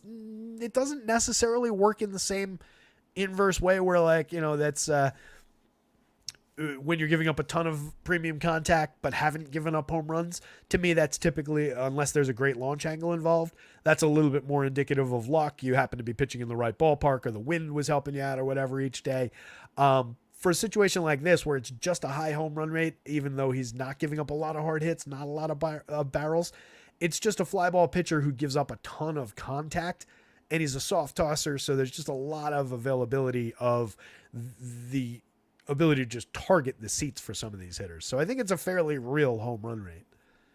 96 by Stuff Plus, 96.5. Very targetable. I see no need to use Kyle Hendricks off the top, even for a free square at 5,800 on DraftKings. Really, really limited path to success. Brady Singer, on the other hand, 22.7% strikeouts over 111 in 20 starts this year. A 3.0 ERA with a 3.55 xFIP. He's been effective. You can see that Stuff Plus doesn't love the arsenal. 86.1 by Stuff Plus, but he's been good with it. He's given up 9.1% barrels, but it's come on 7.8 degrees of average launch overall with a 39.8% hard hit. This is all manageable contact, manageable results. 29.1% CSW is pretty effective. It's up from last year. The swinging strikes are up a little bit from last year. He's improved the strikeout rate back toward the trajectory of 2 years ago when he was pretty good. So I think it's a at least better year for Singer than it was last year.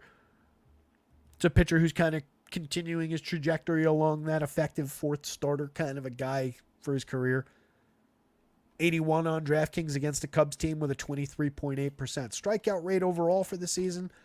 And I believe that's a little jump higher against righties.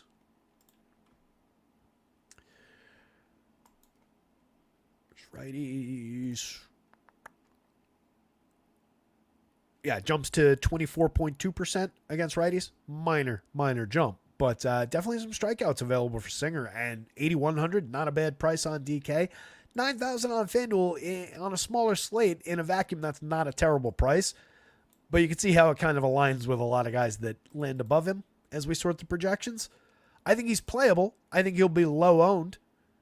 But I don't love where he's priced compared to this slate. If we had a little 6-8 gamer and he was one of the better options, that would be a perfectly fine price. Let's see if we got bats. Got the Royals, don't have the Cubs.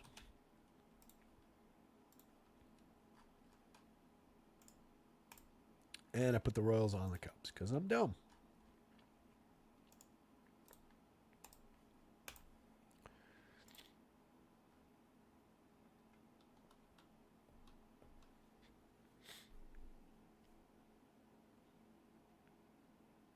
Eflin to the O's. Yeah, Mamba, Ben Rice was the home run pick of the day in the article. Those go up, they don't change. Outside of one couple weeks ago, I changed because like moments after I posted the article, the guy ended up not playing, so I swapped him out. But I made a note that I did. It's the only time I've ever done that, just because it was right when I did it. Braves bats are worth taking if Senga's not right. I don't know that there's an indication that he's not right. I have the game log here. Larry's saying he wants a sharp pitcher coming in. I really don't worry about form in rehab starts. It's more about stretching the arm out. It's more about just throwing pitches rather than the quality of them. He gave up 5 runs on 8 hits. He went 3 innings. It was against Washington's AAA affiliate. Yeah, it's bumpy. He only struck out 1. The one before that, he went 4 2/3 against the Yanks AAA affiliate, which is a pretty decent AAA squad. He went 4 2/3 in that one, gave up just 1 earned on 2 hits, struck out 3, walked 2. Start before that, he faced 12 hitters over 2 2/3, 2 hits, no earned runs. So, I mean, across the 4 rehab starts, and it amounts to like 12 innings or whatever, he only gave up 6 earned runs. 5 of them came in that most recent last start. Across the first 3, which were 2 2/3, 2 2/3, 4 2/3, he gave up just 1. So what is the current form, really? Are we going to ding him that badly for one? Just, I don't know what actually happened to rack up those 8 hits against. Was it happenstance? Was it limited defense, but they're still base hits? Who's the Mets AA second or AAA second baseman? I couldn't tell you off the top of my head. Does he play good defense, or does he let base hits through that go against the pitcher? Right? Sharp ground ball to the left side. If that guy doesn't have good reaction time, that's a negative for Senga on statistically in terms of giving up those hits. But is that his fault? Not really. So I'm not that worried about it. Again, what I care a lot more about is that he got stretched out. That I've got a realistic opportunity to throw 90 pitches with a guy who was demonstrably excellent in the show last year. So looking up and down these lineups, if it's this version of the Cubbies lineup, they're playable against Singer. There's reason to believe that very cheap prices they can find some success. You see a lot of mid-grade home run marks in here, 6s and 7s. And again, Singer hasn't really given up a lot of home runs, but he does give up a fair amount of premium contact. And he had a bigger problem with it with premium contact last year. It's an effectively low launch angle, but it's not an extreme launch angle. Sub 5 negative launch angles. So a little bit more fly ball trajectory there. But again, not the best home run target in the world. From the top of the lineup, Nico Horner, a 335 on base. Just a 98 WRC plus isn't great. 14 stolen bases on the year. He stole 43 last year in 688 with a 346 on base. Needs to do a little bit more in terms of run creation or using the speed. He's cheap for a correlated scoring piece up top. Michael Busch at 39.29 across sites still has that second base eligibility on FanDuel. That's where I'd want him if I'm taking him. He's not a terrible first base option on DraftKings. He's no positional blocker here or anything. He's hit 12 home runs this season, a 188 ISO, 128 WRC plus. Strong option. I just love the idea that when I go to Cubs, I can plug the bat of a first baseman in at second base on that FanDuel slate. Gives him a lot of upside there. Seiya Suzuki, premium contact galore, 11.8% barrels, 50.2% hard hits, 14 homers, 10 steals, a 208 ISO, creating runs 26% better than average. Ties together well with Ian Happ in the middle of the lineup. He leads the team, second on the team with 16 home runs behind Morel's 18. But the better contributor, the better hitter overall between those two. 124 WRC plus, 211 ISO for Happ. Morel, for all the power that he's got, and he's in the lead on the team at 7.74 in the home run model. He's got good premium contact, but is exceeded by some of those guys. He slashes 199, 303, 375 this year, 93 WRC plus, just a 176 ISO too. That's noteworthy. Last year he was a lot better than that. He hit 26 home runs in 429 opportunities, so we're somewhere in the same territory opportunity-wise. So he's not even giving you the same power output. And he was slashing 247, 313, 508 with a 260 ISO. That's a much better player last year. Truth's probably somewhere in the middle. He's a playable bat, but he's not at all a reliable bat. Mike Tauchman, one of the guys on the trade block for this team. Potential reunion with the Yankees in the cards. They're talking about him a little bit. Plays some good D and gets on base like crazy. 343 on base. Yankees could certainly use him in that on base in that on base spot, in that leadoff spot. Just give me Mike Tauchman where Alex Verdugo's hitting today. Give me a guy who gets on base a little bit more consistently ahead of Soto and Judge. Not that that's the most appealing guy on the trade market, but that's what Tauchman does. He's an effective bat, 104 WRC plus on the year. Every now and then he can turn on one. Every now and then he can steal you a base. He's mostly here for correlated scoring. Dansby is downright cheap at this point, but he's having a bad year. 217, 288, 346, 20% worse than average for run creation. 9 home runs and 7 stolen bases is all right, but not really in 361 chances. 3,500, 2,600. I love Dansby. I have problems saying that it's a bumpy spot, but it's become a kind of a bumpy spot this year. What you can still cling to is the fact that the premium contact, the barrels are down a little bit, but the hard hits are definitely up.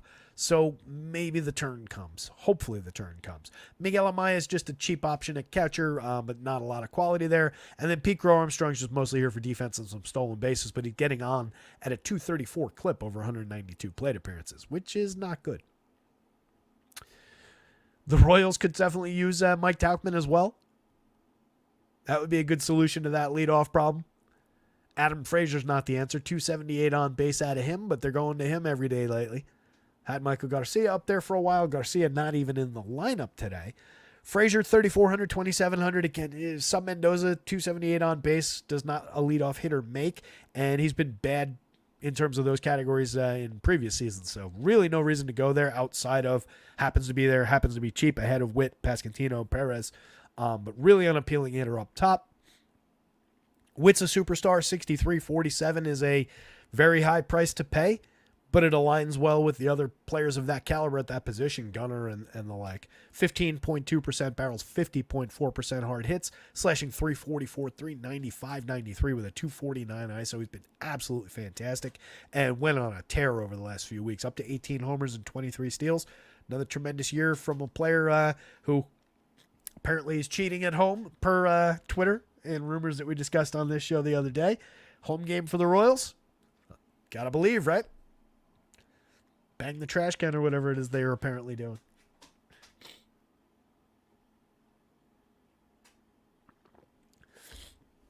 Oh, that's cool. I turned toward the TV and just as I cut to the Eiffel Tower all lit up with the Olympic logo on it and stuff.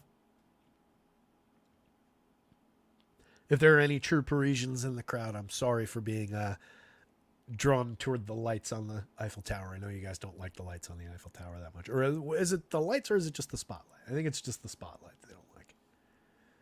There's something about it. I think they just like their pure, just metal tower. Anybody ever been to Paris? Cool city. I was there but briefly. We were there for like 2 days. We took a trip. The bulk of the trip was in Amsterdam for obvious reasons. This is back in the early 2000s. And then we took the train over and spent like 2 days in Paris. But saw a lot. We took the world's fastest tour through the Louvre. We like grabbed one of those maps and we were literally like ugly Americans like running through the Louvre from like, the Mona Lisa to the David to this, that, the other thing. But it was cool. Anyway, continuing on with the Royals, Vinny Pasquantino, 4,831. You guys know I like that bat. 11 home runs, a 167 ISO on the season, a 103 WRC+. He's been effective, and again, I do think there's still more to come. Just given the hard hits, given the frequency of contact, he's just a good hitter. We're gonna get higher numbers. It might not happen this season like this. If he just continues on this path toward this for the rest of the season, maybe we get up 18, 20-ish home runs. But over the next couple of years, there's going to be a couple of tremendous Vinny Pasquantino seasons if he keeps on doing things like this, and he's totally usable now. Sal Perez, 49.34, 18 home runs on the year, a 191 ISO, tremendous catcher bat, 12.7% barrels and 45.2% hard hits. There's the Eflin trade. Yeah, it just says 3 minor leaguers. Who'd they give up? Anybody of significance?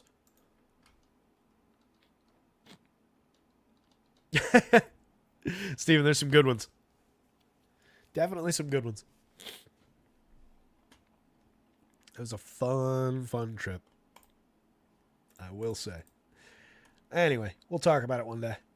But not now because we got a lot of games to cover still, and it's 5 o'clock. Where are we? Woof. Long way to go. So continuing on down the board after Sal, you got Mike Massey, who honestly is pretty cheap, 4,100, 3,000 across sites. He's hit 8 home runs on 174 chances. He's got a 206 ISO. Last year, 15 home runs in 461 opportunities with a 152. Year before was pretty limited in 194 chances, but makes reasonably good contact from the left side of the plate. Fairly low strikeout at 14.9%, actually very low strikeout. Last year, 21.5%, and low walks. So there's a lot of decently struck balls in play, leads to home runs, leads to productivity. I think he's a good option at second base from a high-end team that's one of the more high-priority stacks on the board. Hunter Renfroe, mix and match piece. He's shown a little bit more upside lately. We're up to 225, 308, 394. Still a long, long way to go to any kind of quality, but he's been one of the better right-handed power bats over the last few seasons. 20 home runs last year, 29 home runs 2 years ago. Just been a lot more limited this year, but 9 home runs now on the year. You can see the premium contact dip over the last three seasons is pretty significant, but he's not striking out a lot. He's drawn some walks, so he's capable of getting involved a little bit more. Nick Lofton is a mix and match quality, if that, over 156 plate appearances. Sub Mendoza, sub 300 on base. Garrett Hampson at least fills multiple positions, flashing 255, 301, 343. Just a 79 WRC plus, though. Kyle Isbell is kind of similar to those two players. He's hit 7 home runs and stolen 6 bases at least, giving you a little bit of counting stat upside, but that's more just happenstance. 3 pretty weak opportunities down at the bottom of the lineup. So you're looking mostly 1 through 6. But I think people and it's really honestly mostly 2 through 6. That's where the quality in this lineup is. But I think people sleep a little bit on these two and Vinny. This is very easily Royals bats up top, followed by Singer. And then the Cubs are a mixer of a stack, I think. And again, you're dealing with the Cubbies at 4-1-5, so they're not off the board in terms of runs. But they're not one of the more appealing stacks.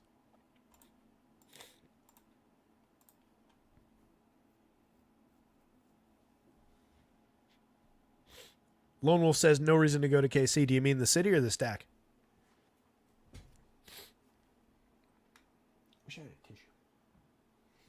But I don't. Dodgers and the Astros, we've got both of these. Dodgers lineup looks pretty familiar, as does the Astros. So Framber Valdez, definitely worth talking about on the mound for the Astros. Gavin Stone, probably a little bit less so against a team that I just really don't like to target. Not that I like to target the Astros, but Framber's a pitcher I do like to get to. I think he's very, very inexpensive at 8,200, 8,800. His quality's down a little bit. We're at a 20.6% strikeout rate for the year, 8.4% walks, but he's got a 3.63 ERA, a 3.44 xFIP, inducing a 10.2% swing, 28.6% CSW. A 0.1 degree average launch angle makes it very, very difficult to hit home runs. You can see even Ohtani suppressed below the magic number. He's pushing it, 9.30. I was wondering if he was going to get there when I was putting things together earlier, but didn't quite get there. 4.7% barrels allowed by Framber. The 48% hard hits and 91.3 miles an hour of exit velo don't really matter when everything's hit on the ground. He's a very high-end pitcher. This version of the Dodgers lineup offers him a 22.4% strikeout rate, so maybe he could find a few additional against compared to what he's done lately. He's very good at pitching deep into ball games. 104 innings in 17 starts so far this year. Last time out, 5 2/3, fell just short of the quality start, allowed 2 earned runs, struck out 6, but walked 4. That was the inefficiency. Start before that, faced Miami, but had a really good game. 10 strikeouts, a walk, 1 earned run. There's some sort of alarm going off. I don't know if you guys can hear it, by the way.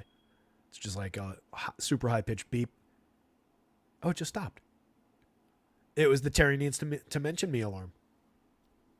You're welcome. I don't know what that was. It sounded not fire alarmish, but also not like burglar or car alarmish. It was weird. So for the prices, even 88 on FanDuel, I think there's enough upside. I think Framber's got a little bit more maybe than what the projections are showing you there, and I love the price at 82. I'm not in the habit of targeting the Dodgers, but when we're talking about, it's a 4-man lineup plus a little bit, 4.5, if we're considering Andy Paz something, the bottom of this lineup is completely non-threatening.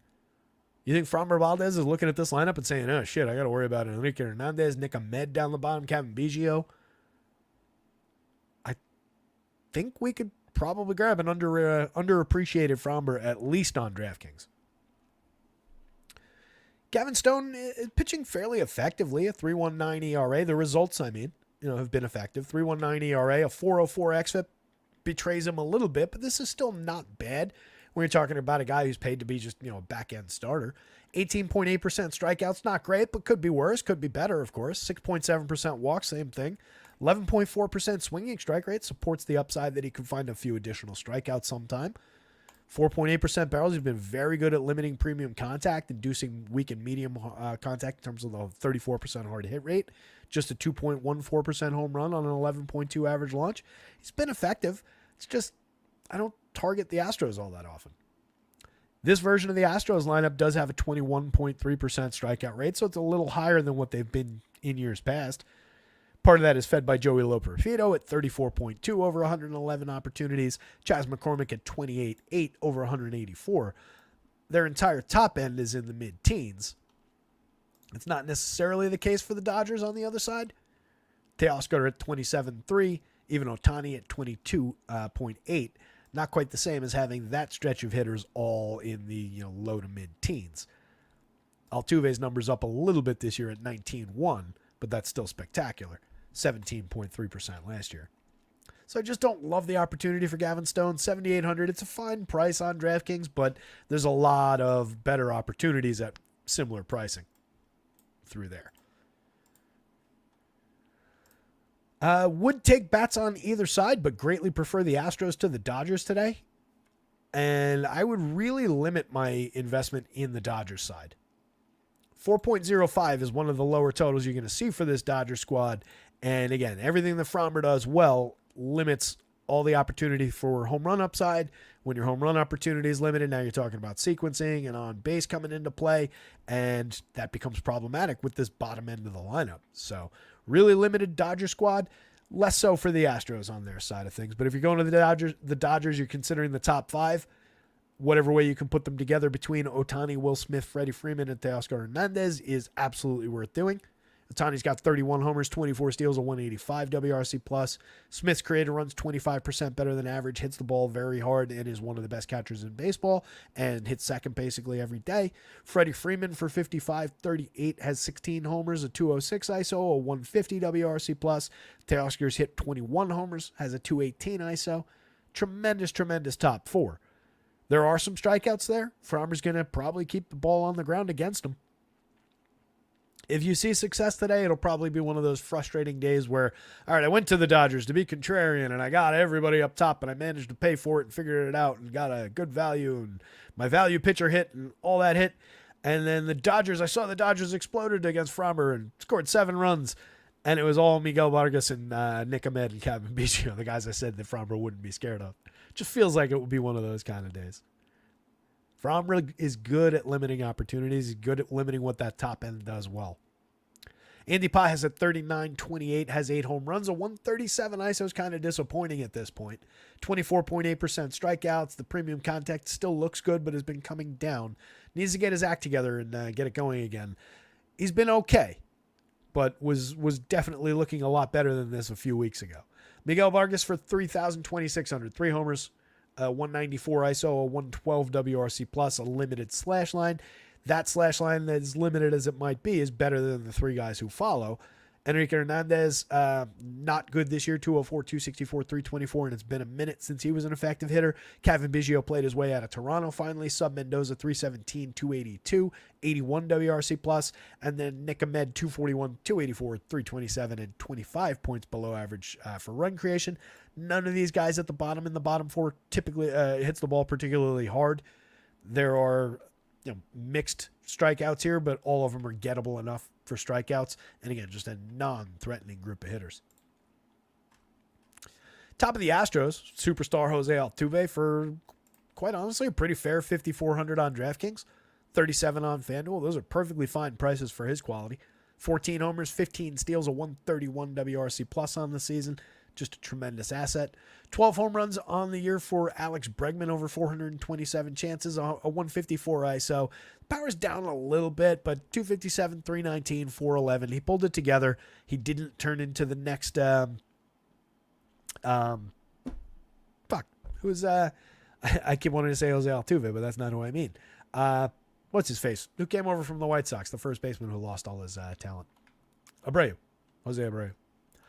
He's rescued himself from that fate. So 4,433, you're just buying an effective enough third base bat in a great spot in a lineup, but I don't know if it's necessarily the day for the Astros. 4.53 implied total does put them in the mix with like the Red Sox on the other side of that one. Definitely with the Brewers, some of these other teams. So if I'm buying Astros, Bregman's firmly in the mix. How about I put it that way? Alvarez is my favorite bat on the team. 5,700, 4,100. He's hit 20 home runs, a 245 ISO, and he's creating runs 59% better than average. Doesn't strike out, draws a ton of walks, mashes from the left side when he makes contact. Appropriately high priced across sites, but could be $300 higher on DraftKings.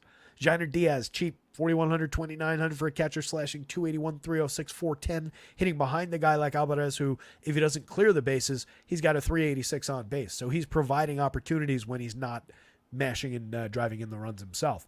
Jeremy Pena is a playable shortstop, decent slash line, 9 home runs, 12 steals. He's been okay, not super high end, but not completely inept. Doesn't really strike out, doesn't walk, so he puts the ball in play a lot. John Singleton, very limited upside, not my favorite hitter in this lineup. 38.8% hard hits on the year, 26.8% strikeouts, 7 home runs and 276 chances with a limited ISO, limited WRC plus. I really feel like they can improve that spot in this lineup. Kind of confused as to why he's necessarily getting all the chances he is. I think we've pretty much proven that this is not a very high-end major league bat at this point. Jake Myers, mix and match caliber play, 11 home runs, 7 stolen bases. Joey Loperfido, again, problematic in terms of the 34.2% strikeouts. Kid's got power, but really hasn't had a lot of consecutive opportunities at the major league level. Over 111 plate appearances. He's hit 2 home runs, has a 130 ISO. Chas McCormick, a bad season this year after a strong breakout last year. I still think you can buy the talent upside for a $2,800, $2,600 price tag.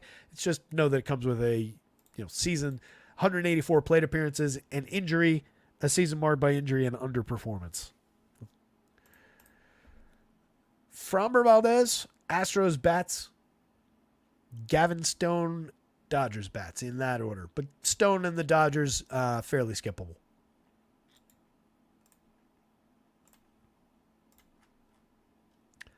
So Drew Thorpe, interesting enough talent. Steven Leibowitz likes Oakland more than I have in stacks today. Forget where they landed in the stacks rankings. I don't dislike that Oakland team, though. I mentioned it when I was breaking down the numbers for a very solid run total. I like the upside. Where were they ranked? I thought they actually ranked out fairly well. Trying to remember the board.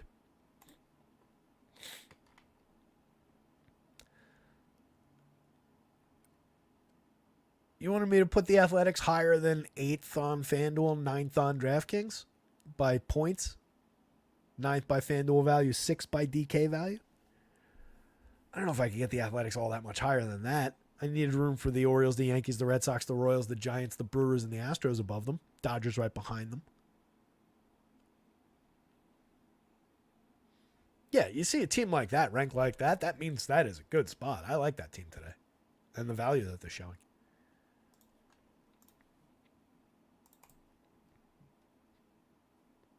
Larry had the Abreu. Thank you, Larry. I appreciate that. Didn't have chat up for that one, but you were on it. So Drew Thorpe for just 6,688,000 on the FanDuel slate. He's striking out just 15.4% so far, 10.9% walk. He's got a 3.03 ERA, but a 5.18 xFIP. You can see a very limited number by Stuff Plus. Why do I like him? He's a soft tossing righty. He's got just very effective mix of pitches, and he's an excellent control command pitcher. He's one of the top strikeout to walk ratio pitchers in all of baseball over the last couple of seasons, or last season and a half or whatever. So the limited hits, the limited run total is very realistic, and I think he'll find a little bit better strikeout along the way. You can see 10.6% swinging strike rate so far in the 7 starts, 38 and 2/3 innings. He's been on a little bit of a roll. Struck out 5, gave up just 3 hits, but no earned runs. Walked 2 over 6 innings against the Royals, a very high-end Royal squad, in his most recent start at Kansas City, which means he got through Bobby Witt at home a few times in that game. Against the Twins, a pretty good Twins team to start before that. 6 innings, 2 runs, 2 homers. So 2 solo home runs, which can be happenstance, right? 3 hits in that game, 1 strikeout, obviously problematic for DFS upside, but at least got you your quality start. Didn't get the win. Got the win against Miami start before that. 6 1/3, 1 run, 3 hit ball, 5 strikeouts, 2 walks. 6 innings start before that. 2 hits, 2 runs. 2 hits, no runs in 6 innings against Detroit in the start before that. You do have some soft opponents through that stretch, Miami, Colorado, Detroit, but Minnesota, Kansas City in the last 2, and he's continued the run of success. Kid is pretty good for 6 innings of limited output, limited hits, and this Mariners team, if you think about what they do, it's definitely not frequently get hits and get on base. So I like the opportunity for Thorpe to succeed, and we could maybe find a little bit of strikeout potential here with him as well. 5 is easily on the board. That's around where he's been in his good games. He's got a little bit more juice than that based on that swinging strike rate against this team. Let me get the confirmed lineups in. George Kirby, no sales pitch necessary. He's just tremendous, and he's facing the White Sox. Enough said. We'll get into a little bit more about him, of course. Ooh, Robles in the leadoff spot. Love that.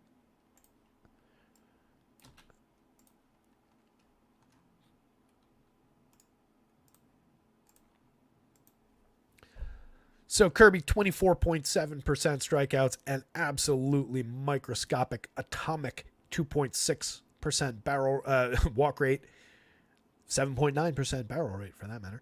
3.20 ERA with a matching 3.27 xFIP, a .98 whip. He induces an 11.9% swinging strike rate on very good stuff. He doesn't allow power or premium contact. A little bit of a fly ball trajectory, but really rarely makes mistakes, and a non-threatening White Sox lineup opposing him. I like the opportunity for George Kirby to have a very, very successful day. He projects out as one of the top 2 on the board and could easily run off and hide with this slate against this opponent. Love the upside. Opposing lineup, 26.3% strikeout rate against. Actually matching for both of these teams, 26.3% strikeout rates for both of these pitchers to target. Obviously, one of these guys has been more successful than the other one in terms of strikeout rates so far this year. But again, especially for the money, and especially on DraftKings at 66, Thorpe is a good idea. If you're considering bats, I'm much more inclined to play the Mariners against Thorpe than I am the White Sox against Kirby, but I really don't see it as a good spot to grab bats on either side. Both of these teams have badly scuffled through the entire season. You can see a little bit of that reflected 4.27 implied total on the Mariners side. Obviously, the White Sox way down low at their total. Victor Robles has been really interesting for the Mariners so far. Basically played his way into a full-time role, and then a couple injuries have really solidified that spot. He's stolen 12 bases in 94 plate appearances. I think it's 7 since like middle of last week. 286, 385, 390, a 128 WRC plus so far. Solid little 12.9% barrel rate, and I've highlighted him a few times already. This is a guy that going back to like 2019 was the number 5 prospect in all of baseball, had one really good year, was derailed in the next year by the pandemic, and then had a couple bouncy years in between and got DFA'd out of Washington. But there's a lot of talent there. And if we're just talking about a guy who can hit the ball a little bit, get on base, and use his speed, that's a really interesting player for DFS if he's going to be leading off. Cal Raleigh for 47.29 and at least has a ton of power upside. 20 home runs on the season, but 210, 298, 416, 31.4% strikeouts could feed the strikeout upside for Drew Thorpe. Again, I know the kid doesn't have success there, but 10.6% swinging strikes feeds the idea that some swing and miss from a guy like Cal Raleigh, and maybe we're on our way. In Double A ball this year, 11 starts, 60 innings, he had a 25% strikeout rate. Double-A last year, while with the Yankees, won the Pitcher of the Year award over 30 innings in Double-A and 109 innings at High-A. Had a 32.4% strikeout rate in High-A against a 7.7% walk, 40% strikeout rate against a 4.5% walk in 5 starts, 30 and a third in Double-A.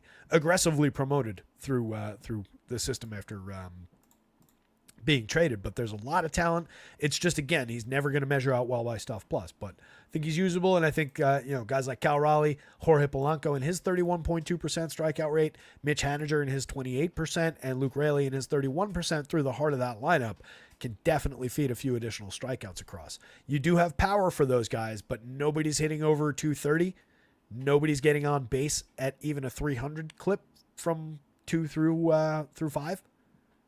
It's really problematic for this baseball team. This is the reason that Randy Arozarena is flying to Chicago to meet this team. But he's not going to be there tonight, and I'm pretty sure he's also below a 300 on base. It's funny, they actually kind of bought a guy who fits right in with the team theme of a lot of struggles. But at least Arozarena, a very high-end player. Jason Vossler over his 8 plate appearances has been okay. No Tyler Locklear, who I was expecting to be in the lineup today. That's problematic for this team. Some bad decisions being made here as well. Mitch Garver for 37-27, a second catcher in this lineup, slashing 168, 285, 343, but does have 12 home runs, a 175 ISO. That said, kind of limited in terms of the premium contact he's making this year. It's not a good Mitch Garver season. Josh Rojas, Dylan Moore, just kind of mix and match guys down toward the bottom of the lineup. Either guy capable of giving you accounting stats on any given slate, neither guy at all consistent or overly appealing. On the White Sox side of things, we've got one fantastic superstar at the top of the board and very little else to talk about. Can we please rescue Luis Robert at the trade deadline? 12 home runs, 12 steals on the season, 222, 293, 466 over 208 plate appearances. Was derailed by injury. The counting stats are great. A 243 ISO. If you collect up 700 plate appearances going back, he's got like 50 home runs and change over the last couple of years. He's absolutely tremendous. 4,700 is too cheap for his talent on DraftKings on any given slate. 32 is pretty cheap for him on FanDuel. Terrible matchup for him against George Kirby. Tommy Pham is mediocre. 263, 27, 372, 5 home runs, 6 steals. Hasn't really given us much in a little bit. 284 plate appearances. I feel like the first 100 or so were effective this year. He's a player who's given us a lot over time for DFS, a lot of hard hit balls, a lot of counting stats, but it's been pretty limited output, dead at league average for run creation. Everybody below those two in the lineup, this is the confirmed lineup, is at best 10 points below league average for run creation. That's Paul DeJong at a 90 WRC+. He's got 17 home runs down here. Everybody else is worse than that.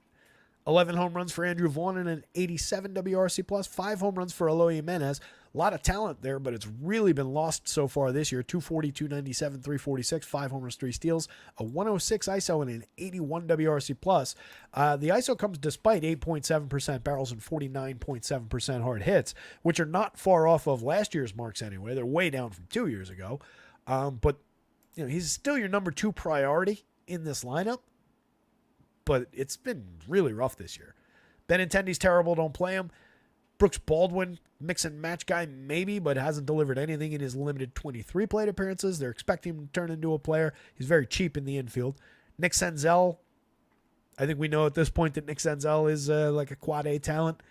It's a shame. It's another guy who was formerly, once upon a time, one of the highest prospects in all of baseball. 199, 291, 343 with 7 homers and a stolen base over 245 across Washington and the White Sox this year. Corey Lee, given a better everyday spot in the lineup, could maybe claw his way up to it's not a completely uninteresting catcher, considering he's got a little bit of power with his 9 home runs. He's shown a little bit of speed with his 5 stolen bases. There's no consistency. There's no reliability there. But if he was hitting higher up, he'd be at least worth talking about. Now he's just not in the lineup. George Kirby way up top. Drew Thorpe, number 2. Mariners bats, and don't really like the White Sox at all.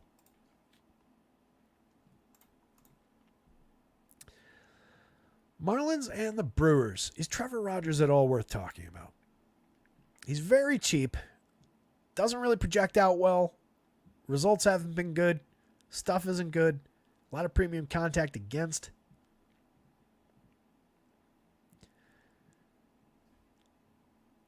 there's really not, even looking back to 2 years ago in a more complete sample, there's really not that much appealing here. There's a lot of base runners against, a lot of walks. Even in that year when he was better for strikeouts, that's still a pretty limited, average-ish kind of a strikeout rate. This year it's just 18.6%. Last year, or 2 years ago, it was 22.2. 5.47 ERA with a 4.11 xFIP. A lot of power allowed and premium contact over each of these seasons. Pretty decent at keeping the ball down. I'll give him that. 9.8 degree average launch this year, 7.5 last year, 2.43% home runs. So I guess we're not as concerned about some elevated hard hits and exit velo. Barrels could be problematic. There's a little bit more power being allowed so far this year, but lower strikeout rate, very high walks. I don't think I'm all that inclined to recommend Trevor Rogers at 61 or 71 across sites. But Freddie Peralta on the other side, I can definitely endorse. No problem there. My name is Terry McBride, and I endorse Freddie Peralta shares tonight. 9,800 on DraftKings, 99 on FanDuel. You're even getting a bargain to play him against the Marlins, one of the worst teams in baseball. Freddie's got a 30.4% strikeout rate this season, a 3.88 ERA, but a 3.43 xFIP. The ERA is a little bit elevated maybe, but the xFIP is perfectly fine. 13.7% swinging strike rate is a dominant swinging strike rate. Pretty good at limiting premium contacts. Has given up a few home runs this season. Last year, that was kind of the same thing. He was giving up actually more hard hits than exit velo last year. He's cut that even further this year. 3.82% home runs, but spectacular 2 years ago. 1.89% home runs on even lower contact. So we're trending maybe back in this direction slightly. It's obviously still way off the mark. But it's not like, even with the increased contact, it's not like anything there has been tragic contact or bad. These are still very, very effective, manageable type numbers. He's given up 4 earned runs a couple times, given up 5 earned runs a couple times. That'll happen. But overall, you're still getting pretty high-end performance more often than not out of Freddie Peralta.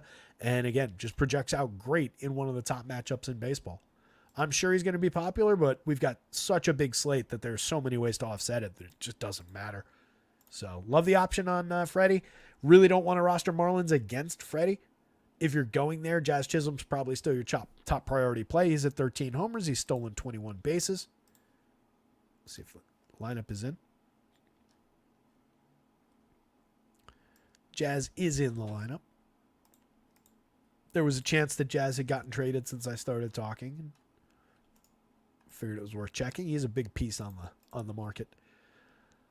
So Jazz with his 13 homers, his 21 steals, has been effective enough this year. He hits the ball decently. He's a good, not great option if you're going to the Marlins. Xavier Edwards has been on an absolute tear over 90 plate appearances. 368, 444, 421, a 149 WRC plus. No homers, but 5 stolen bases, and obviously has been providing a ton of correlated scoring. Drawing a lot of walks, not really striking out, but tonight gets to face Freddie Peralta. If you're stacking Marlins, you probably include him. That said, still not an ideal shortstop, given the lack of actual counting stats and the fact that most of this is probably fraudulent. 27, maybe I could see him at second base. Brian De La Cruz making very good contact on the season, has 17 home runs, but just a 93 WRC plus, a 168 ISO, mix and match kind of caliber player. Josh Bell also apparently potentially on the move.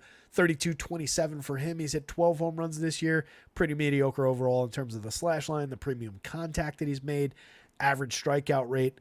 Jake Burger's had a really disappointing season after a great one last year. Just 12 home runs, a 160 ISO, striking out a lot, 26.8% strikeouts, making okay but limited compared to last year kind of contact.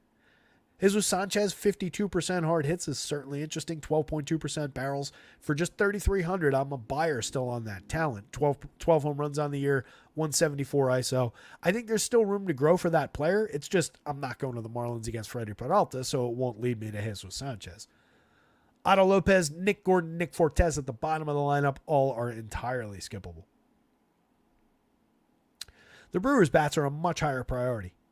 They were one of the teams that ranked out above the A's when we were just looking at it, so that puts them in the top 8 in terms of our stacks. One of the better run totals on the board, and a good lineup up and down, although no Christian Yelich obviously hurts. going forward the rest of the way, getting back surgery. So that's a big ding for this lineup. Joey Ortiz up top, 37-26, has 7 home runs and 6 steals, but he's down to 252, 355, 411. The on base is great. The correlated scoring opportunity is great. But we've taken a little bit of a dip in the output numbers, but that's kept him cheap. 37-26 is not a big price to pay. I'd rather have him at second base on FanDuel, but I think he's playable at third, given a spot in the leadoff role. Got a sneeze coming on.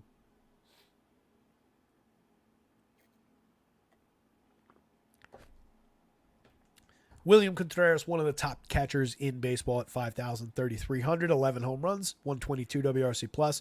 Rhys Hoskins moving up to the 3 spot with all his power. 6.56 in the home run model, not exactly running away with it against Rogers' ability to keep the ball down. That's really the only limiting factor here. So if you're buying Brewers, you're probably including Rhys Hoskins. Willy Adames for 44.35, differently priced across sites still. This is a very cheap price for what he's done this year on DraftKings. It's a fairly high price on FanDuel. 16 home runs, 12 steals, a 185 ISO, creating runs 16% better than average. Jackson Chourio up to 10 home runs, 12 stolen bases, and 97 WRC plus. Very good hard hit rate. Needs to barrel the ball a little bit more. He's managed his strikeouts effectively. He's not walking a ton, so that's putting a lot of balls in play at a very, again, well-struck rate. 3,500, 2,600 for his ceiling on any given slate. He's just too cheap. He's a kid with a ton of power, a lot of speed, a lot of skill. That's an ideal DFS option. Garrett Mitchell, just a mix-and-match caliber player for a cheap price. Gary Sanchez, if he's in the lineup, love the catcher power. 7 home runs in 165 opportunities with a 182 ISO, 4.46 in tonight's home run model. Double-digit barrel rate, 44.7% hard hits. Monasterio, Blake Perkins, mix and match plays down toward the bottom. Blake Perkins is the better of the two. 250, 326, 362, and 97 WRC plus with 6 homers and 14 steals. He's a mix and match guy. He's a playable part. Freddie way up top. Brewers bats don't really need anything from the Marlins side.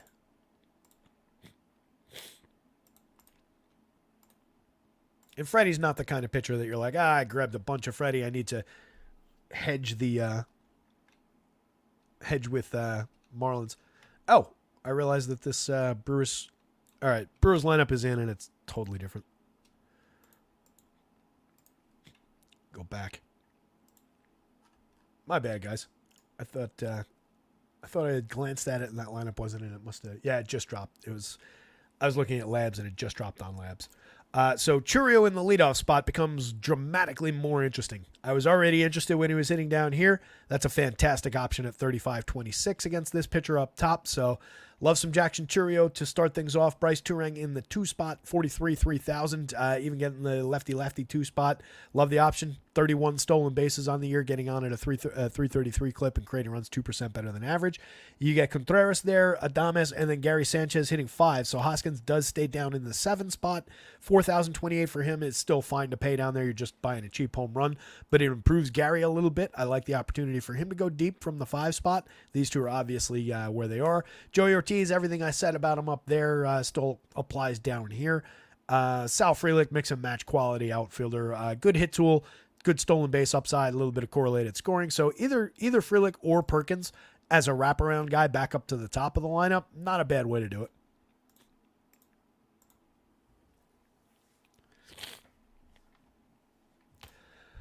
Mackenzie Gore, 7,500, 8,300 across sites, pitching to a 4.20 ERA with a 3.77 xFIP this season. You can see Stuff Plus loves the arsenal, has not given up much in terms of home runs or exit velo or hard hits.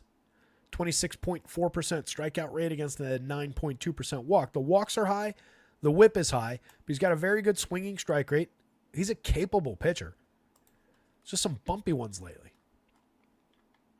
Last time out, 2 innings against Cincinnati. Gave up 3 earned, 2 strikeouts, 4 walks, faced 12 hitters. Did that get rain or something? What happened there?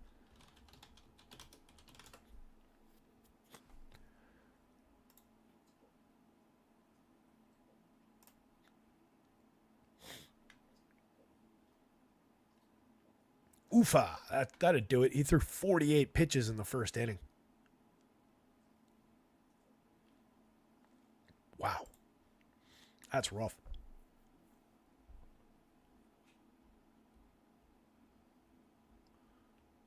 So he ended up going 2 after throwing 48 pitches in the first. Wasn't good in that one. 3 earned runs. 4 2/3 in a start against the Mets. So he pitched into the 5th. 4 earned runs allowed, struck out 4, walked 3. Not an ideal start, but only gave up 3 hits in that one to 20 hitters. 3 1/3, faced 21 hitters, gave up 6 hits, 5 earned runs, 5 strikeouts, but 5 walks. So I think it's just really, really inefficient over his last 3 starts. Prior to that, 5 2/3, 5 hits, a run, 8 strikeouts against the Mets. 5 innings of 5-run ball against the Pods, 5 innings against the Diamondbacks, 2 earned, 4 runs scored, 7 strikeouts. He's got a pair of 10 strikeout games. He's got an 11 strikeout game this year, 2 8 strikeout games, a 9 strikeout game. Dude's got upside. 75 is cheap, 83 is cheap. He doesn't project too poorly for your money, especially over here in consideration for some SP2 shares. Value dart on FanDuel at worst. I think you could definitely do worse than Mackenzie Gore here. Again, this same Cardinals team did put 5 runs on him, 6 hits, and drew 5 walks over 3 1/3 just 3 starts ago. But he's good enough to come right back and beat them this time. And then Sonny Gray's just been tremendous all year. 3.54 ERA, but a 2.69 xFIP underneath that. The ERA is fine. The xFIP is sparkling. 5.6% walk rate against a 30.7% strikeout rate, over 106 2/3 in 18 starts. It's been tremendous. It's been giving you great depth, too. 7 innings in each of the last 2. He's pitched into the 7th inning. Looks like 6 or 7 times through the year. 2, 4, 5. 5 times, 6 times. A lot of strikeouts this season from Sonny Gray. It's a tremendous strikeout to walk ratio. Not really giving up too much in terms of home runs. The launch angle sub 10 degrees, so the barrels or the hard hits, the exit velo just under the borderline here. The barrels are a little higher than you'd want, but he's getting away with it. I like the option for 93 on DraftKings, 10.8 on FanDuel. You get him a little different price across sites. This is more manageable. This is the highest price on FanDuel, but he's easily worth it. Facing a gettable Nationals team. 20.3% strikeout rate. They don't have the highest strikeout numbers in the world, but he's capable of finding a few additional against them. And we'll get the confirmed version of this lineup because I'm sure we've got them. Yes, we do.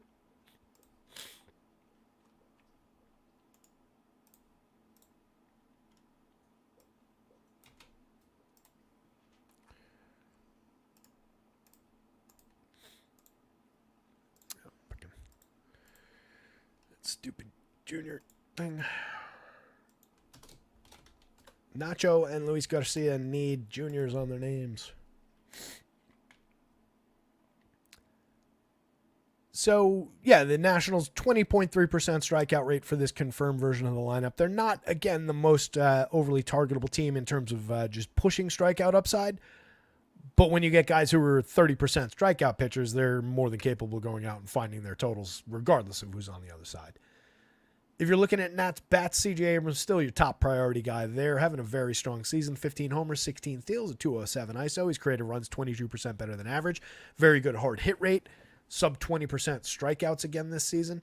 Very solid option at shortstop. 5,500, 3,200. Not far off the numbers or the talent of a lot of the more premium shortstops on the board, considering the high but offset price-wise pricing that he comes in at. Lane Thomas, 51-32 across sites, 26 steals and 8 home runs, slashing 247, 320, 396. Kind of gotten it together for the season. 102 WRC plus on the year, not bad. 3,900, 3,000 remains very cheap for Jesse Winker. He's got 11 home runs and 14 steals, a 128 WRC plus on the year, over 371 chances. Not really striking out, drawing a ton of walks. Has power, has a little bit of speed. Great correlated scoring option. He's very, very cheap for this spot. Even against Sonny Gray, that's a cheap price. Juan Yepez for 35-32 has been tremendous, over 66 chances for this team. He had a bunch of home runs for St. Louis, actually, in years past. When he's gotten opportunities, he's always been able to deliver a little bit. This has been a good stretch. 233 ISO, 178 WRC plus in the very, very small sample of plate appearances this year. But he's playable. He's making very good contact, and he's got a great spot in the everyday lineup now. James Wood for 41-31. Limited output over his 83 plate appearances after coming up with a ton of hype as one of the top hitting prospects in baseball. But I'm less concerned with what's over here for right now than I am with what's right here. And what's right there is like a Stantonian, as John Sterling would put it. Stantonian contact, 14.9% barrels and 59.6% hard hits in his limited sample of batted ball events. The frequency, the quality, and the actual results have not been great, but the contact has been utterly elite when he's made it, so just keep buying in. Keibert Ruiz makes a ton of contact, but it's not nearly as elite as his teammate there. He's more than halfway diminished from that James Wood number, but 11.4% strikeouts and 3.2% walks. He's just constantly putting the ball in play. He's a playable catcher bat, and he hit 17 home runs last year. Luis Garcia is a mix and match infielder with a little bit of quality. 11 home runs, 13 steals, decent but not great triple slash. Trey Lipscomb, mix and match part at best. He's stolen 11 bases, and then Jacob Young from the bottom. An interesting enough speed option. He's got 24 stolen bases despite just a 312 on base, but the on base is taking up a little bit, so maybe worth considering as a wraparound play. Mason Wynn at the top of the Cardinals lineup. A solid season, if not like a great DFS season. It's been a good correlated scoring guy. 109 WRC plus. He's getting on at a 332 clip. For our purposes, though, 5 home runs, 9 steals, 283, 332, 408. He's been all right. More of a table setter than anything else. Wilson Contreras, 52-33, 11 home runs for him on the season, a 230 ISO, 156 WRC plus. Always involved, a lot of power, 12.8% barrels and 47.4% hard hits. Wilson Contreras, very, very good catcher. Hits second basically every day for a fair price. Love the option. Alec Burleson having a tremendous year, 18 home runs, 7 stolen bases, a 199 ISO. He's created runs 27% better than average. Big part of this team's turnaround midway through the season. Good lefty bat for very fair pricing, honestly. $44,000, $3,000 for what he's done this year. That's not bad at all. Nolan Arenado has been really bad in terms of the contact that he's making. 3.2% barrels, 27.8% hard hits on a swing that tracks as one of the longest and slowest in baseball, which is not a good combination. 102 WRC plus. He's up to 10 home runs. He's been a very extreme hit and miss option, but he's still got a little bit of juice on the right day.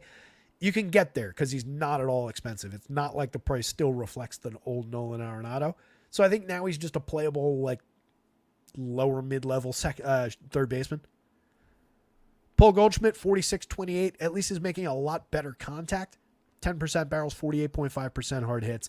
That said, it's amounted to a lower-end triple slash, a slightly higher ISO, but still not a good ISO at 145. 88 WRC plus compared to Arenado's 102. 14 homers, so he's only gotten 4 additional home runs out of it. Goldie's been pretty bad this year. He's also not expensive. It's easy enough to click the 2 veterans into your lineup, but it's getting more and more challenging. Brendan Donovan for 39-29 has had an okay season. The OPS numbers are still pretty decent for him. He's a utility-type player. Fills in at any given position. 3,900 on DraftKings. He's an outfielder only over there. 3 spots on FanDuel for 29. Probably a more useful real-life baseball option than a DFS option, but has a little bit of ability to provide either correlated scoring or some unexpected pop. He's got 9 home runs and 422 chances. Dylan Carlson, mix and match switch hitter late in the lineup. Pedro Paez, the second catcher in the lineup. You don't really want him over Contreras. And Michael Ciani is a better outfielder than he is a hitter. Sonny Gray, Mackenzie Gore, Cardinals bats, Nationals bats.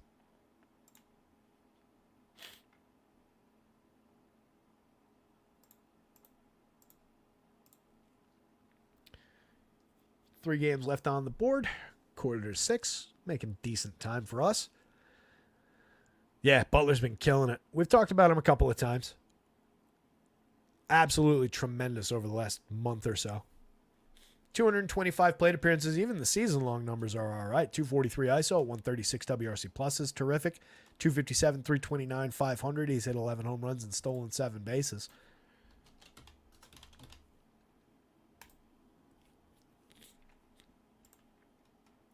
His I'll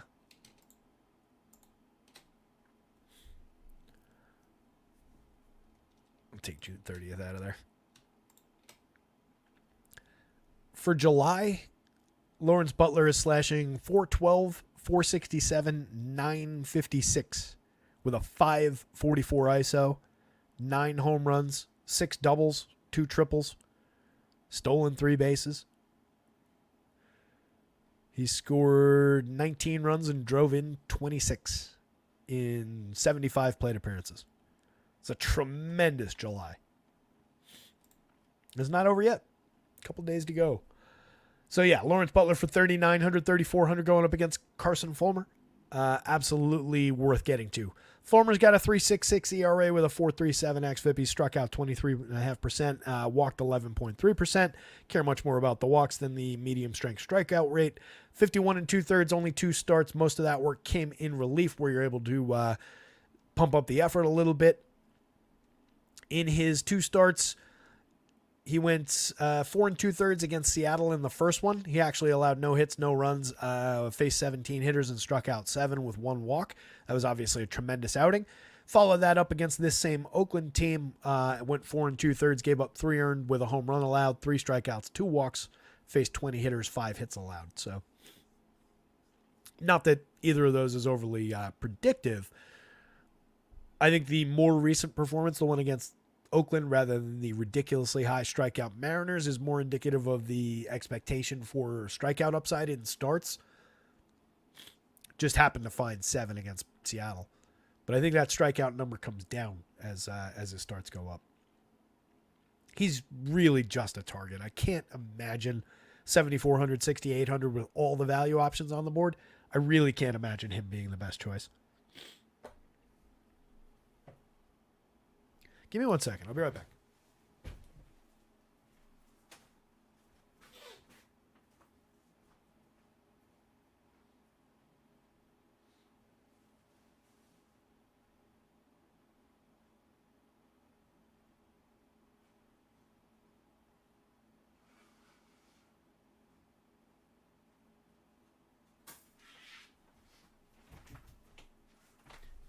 Nothing like an empty chair for people.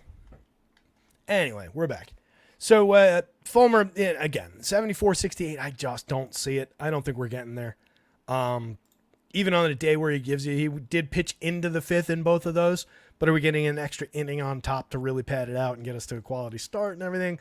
Really skeptical about getting there. Paul Blackburn on the other side. First start back for Blackburn since May 10th. I actually forgot to grab his what he's done in rehab, just because he wasn't really on the board for me.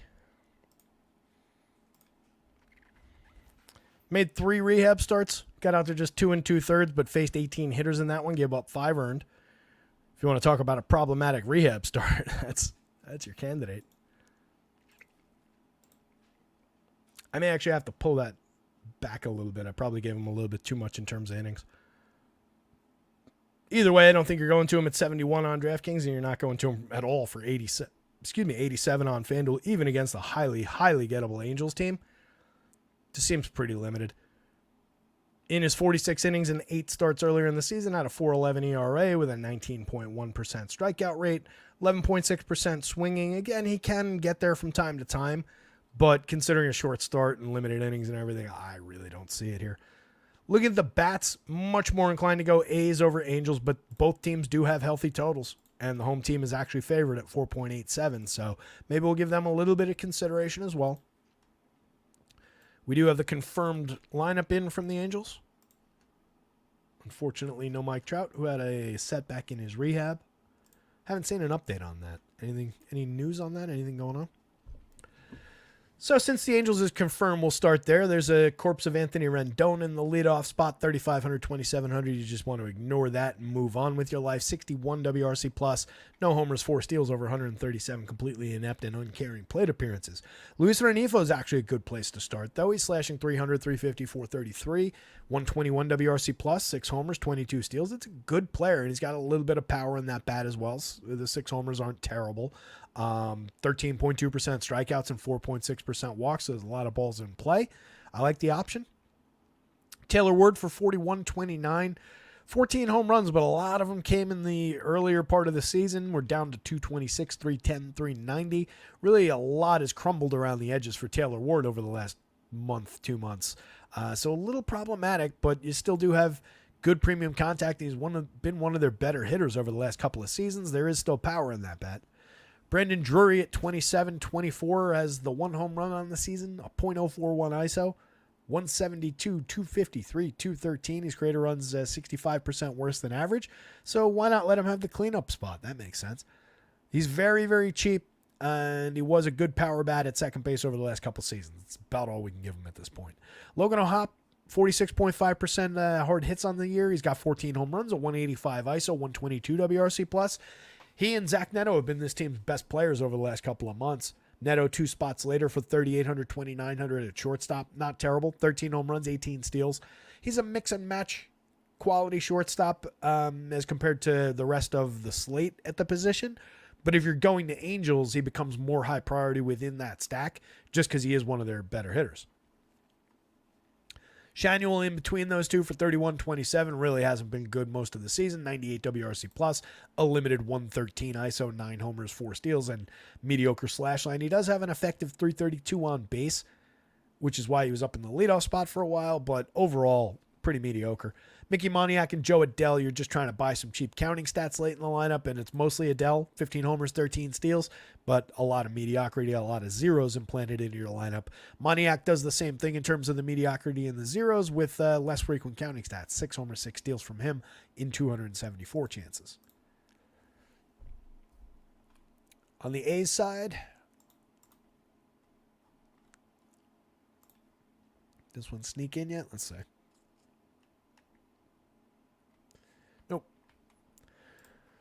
So we just went through Lawrence Butler and his ridiculous July for the season. We're at a 12.7% barrel and 52.1% hard hits, and he's not expensive on DraftKings. FanDuel's got it more correct at $3,400. He has totally justified that price at least, and this is just way too cheap. DK, again, not really paying attention. Miguel Andujar for $4,000, $2,700, having a good season. Over 218 plate appearances, 297, 321, 411. His creator runs 11% better than average. He hasn't hit a ton of home runs. He's got 4 on the year. He hasn't really made great contact, but he doesn't strike out, doesn't really walk, so the ball's in play. And his slash line has been better than I was giving him credit for. I didn't think he was going to have that. I was expecting maybe he'd have 10 home runs at this point, but be hitting something more like this. JJ Bleday for 38-31, cheap. 12 home runs on the year, a 198 ISO. Believable lefty power against Carson Fulmer for those prices. Especially on DraftKings? Absolutely. This team is a bargain. Very, very cheap A's team. Brent Rooker for $5,300, $4,000 is the only high-priced player on the team. And on DK, that's not even crazy high price compared to other guys who deliver similar to lower-end numbers for DFS. 24 home runs on the year, a 289 ISO, still getting on at a 366 clip, mashing everything he makes contact with. Brent Rooker's just good this year. He's just really taken a big step. Shea Langoliers for $42,000, $3,000, just hits home runs, but he's got 19 of them, a 231 ISO. Can absolutely deliver power. 15.2% barrels, 46.1% hard hits out of Langoliers. Abraham Toro, 6 homers, 4 steals, moderately effective slash line, 96 WRC+. He's a mix and match guy that I don't necessarily want at third base. Second base for $2,600, we can have a conversation on FanDuel. Seth Brown has been a lot better in years past. Pretty mediocre slash line, over 231 chances. This year, he is up to 8 home runs, 151 ISO, though. 9.4% barrels is appealing. It's down from last year, but it's climbing. So an interesting lefty to keep in mind late in the lineup. First base only is not ideal on DraftKings. I'd rather have him in the outfield, I think, for 27 on FanDuel. Geloff at 36-28. Up to 13 home runs and 12 steals, but 193, 257, 364 remains concerning in the slash line. And then Max Schumann is actually kind of interesting as well. 280 plate appearances, 6 homers, 10 steals, 354 on base is dynamite if you're looking just for a cheapo wraparound guy. Fills 3 positions on FanDuel at a cheap price. Just a shortstop on DraftKings. Again, that's not completely ideal. I'd much rather just stick him in the outfielder at second base for the cheap price on FanDuel. A lot more usable there. A's bats. That's really probably it. Actually, no, I shouldn't say that because the Angels do have that healthy total. For me, it's the A's bats above the Angels bats. I'll give you the road team over the home team, just with the additional potential for plate appearances. That said, if they go off and they win, obviously the Angels are going to get their 9th inning as well. But A's bats over the less interesting Angels bats, and neither one of these pitchers.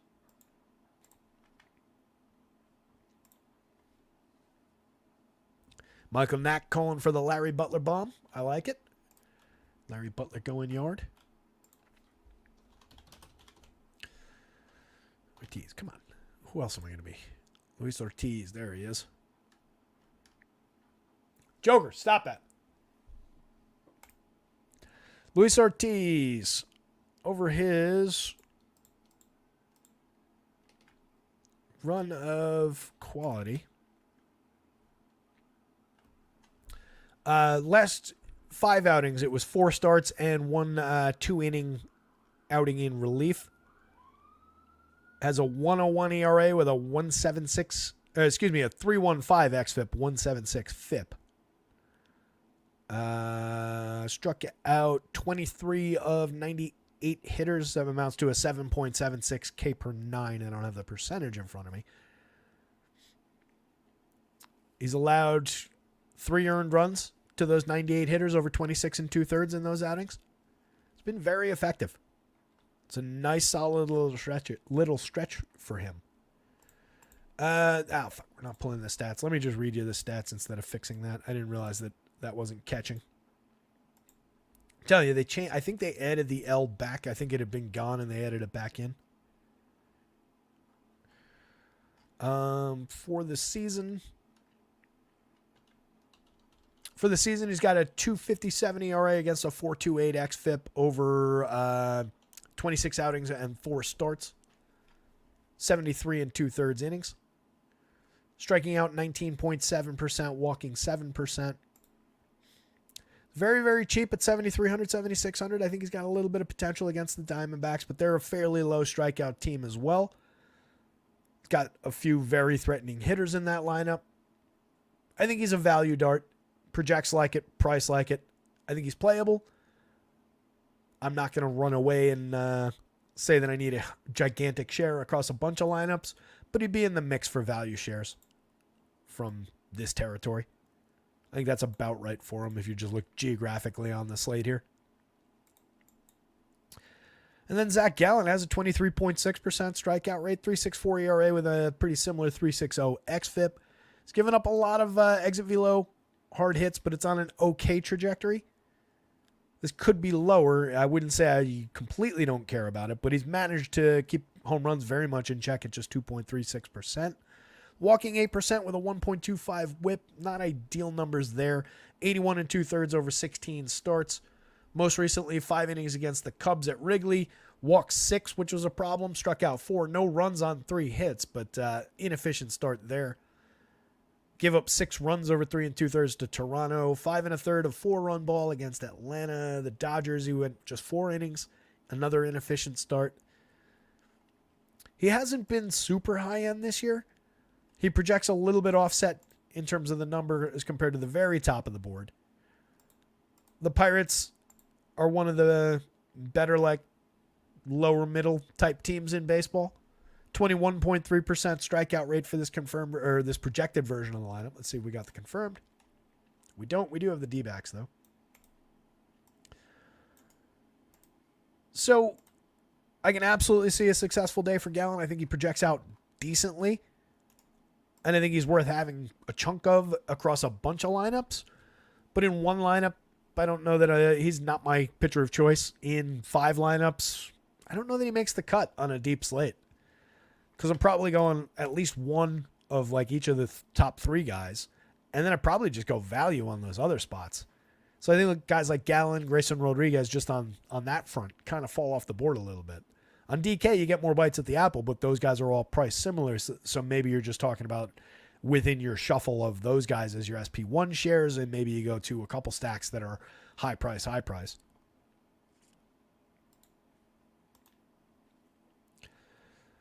Pirates bats, you get McCutcheon off the top spot, 4,400, 3,000, 13 home runs, 327 on base, a 103 WRC plus. We're just clinging to relevance here. Does have a solid 12.1% barrel rate, the ability to turn on the ball still, but is not doing anything as well as he used to do. More of a correlated scoring option still, but a little bit of power looking there. Josh Palacios, 3,200, 2,400, mix and match play over 54 plate appearances. O'Neal Cruz, 5,000, 3,300, has 15 home runs and 9 steals, a 200 ISO, 106 WRC plus. Obviously a tremendously talented shortstop. That said, does strike out 32% of the time against a pitcher who could probably get him. Nick Gonzalez for 41.29 is a mix and match caliber infielder. If he happens to be hitting cleanup, that adds a little bit of appeal. He's got 5 home runs and 3 steals, a 133 ISO. Not an ideal guy for that spot.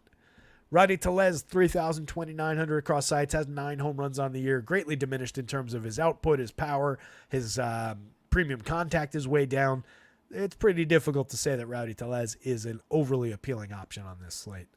Ke'Bryan Hayes, making good contact at 43.2% hard hits, but that's down over the last 2 years. The barrels are way down, and the output has just been disappointing overall. I don't even know that he's mix and match caliber at this point. Jack Suwinski, 4.60 in the home run model. Another player having just a really disappointing year. 9 home runs and 8 steals is okay over 271 chances, but we're sub Mendoza, sub 300 on base, just a 145 ISO. This is a guy that last year had 26 homers and stole 13 bases in 534 chances. The average was higher. It wasn't great. The on-base was way higher. It was actually pretty good. 230 ISO and a 112 WRC+. Jack Suwinski was a good ball player last year. This year he's just been bad. Connor Joe is just okay, just another outfielder type at 3,800, 2,500, not a really good first base option. Does have a 103 WRC+, but doesn't do anything overly unique. And then Jess Money Grandal's just here to catch the ball. On the Diamondback side, Corbin Carroll, 6 home runs, 20 steals, and a whole lot of mediocrity across the entire board from his contact profile all the way through his 81 WRC+. It's just been difficult to trust this year, 5,000, 3,400. You're really, at those prices, still not getting as dramatic a discount on Corbin Carroll as you are on so many other players that these sites, particularly DraftKings, has either discounted or not recognized. It's weird that Carroll's this high priced at this point. I know he's had a few games in the last few weeks, but overall, we're still pretty far off the mark.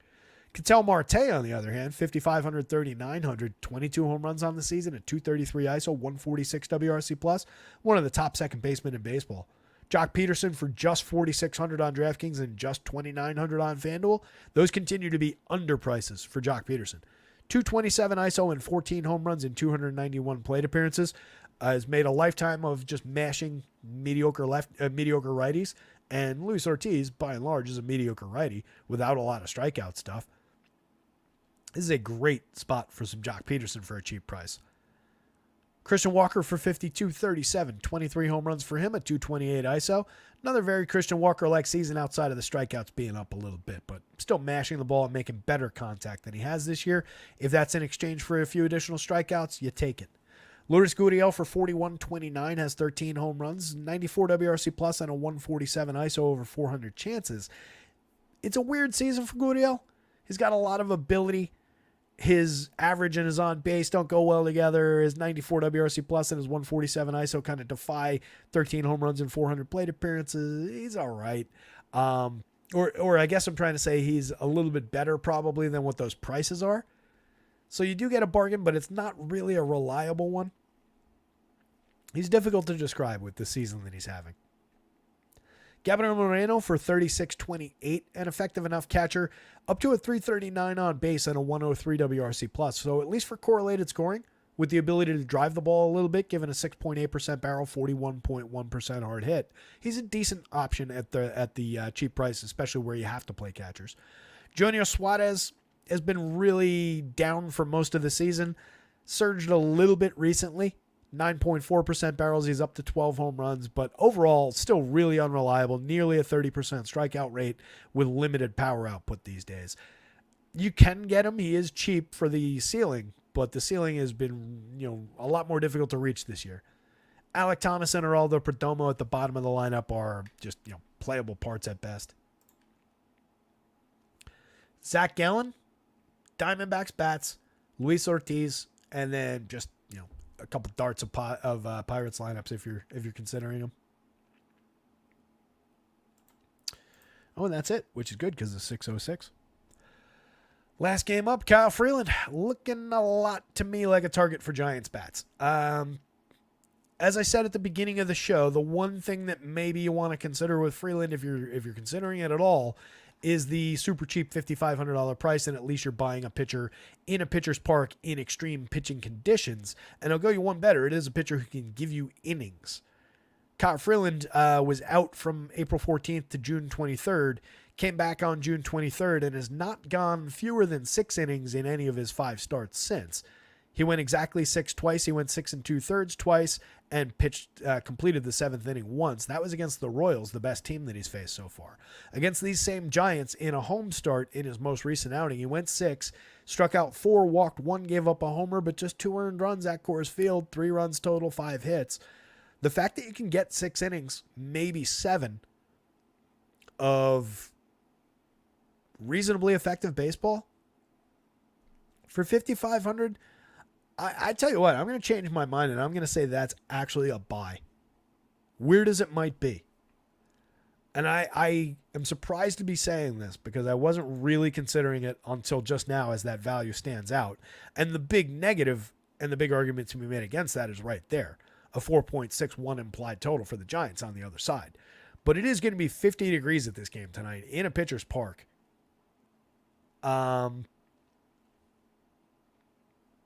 Yeah, that's not uninteresting.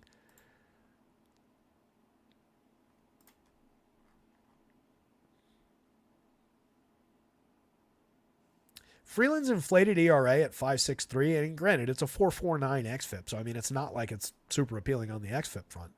But the 5.63 ERA is somewhat inflated by his first 2 starts of the year back all the way in the end of March and April 2nd. He gave up 10 earned runs over 2 1/3 to Arizona, and then he gave up 7 earned runs over 3 1/3 to the Cubs. Since then, he gave up 4 earned runs once and not more than 2 in any of the other starts.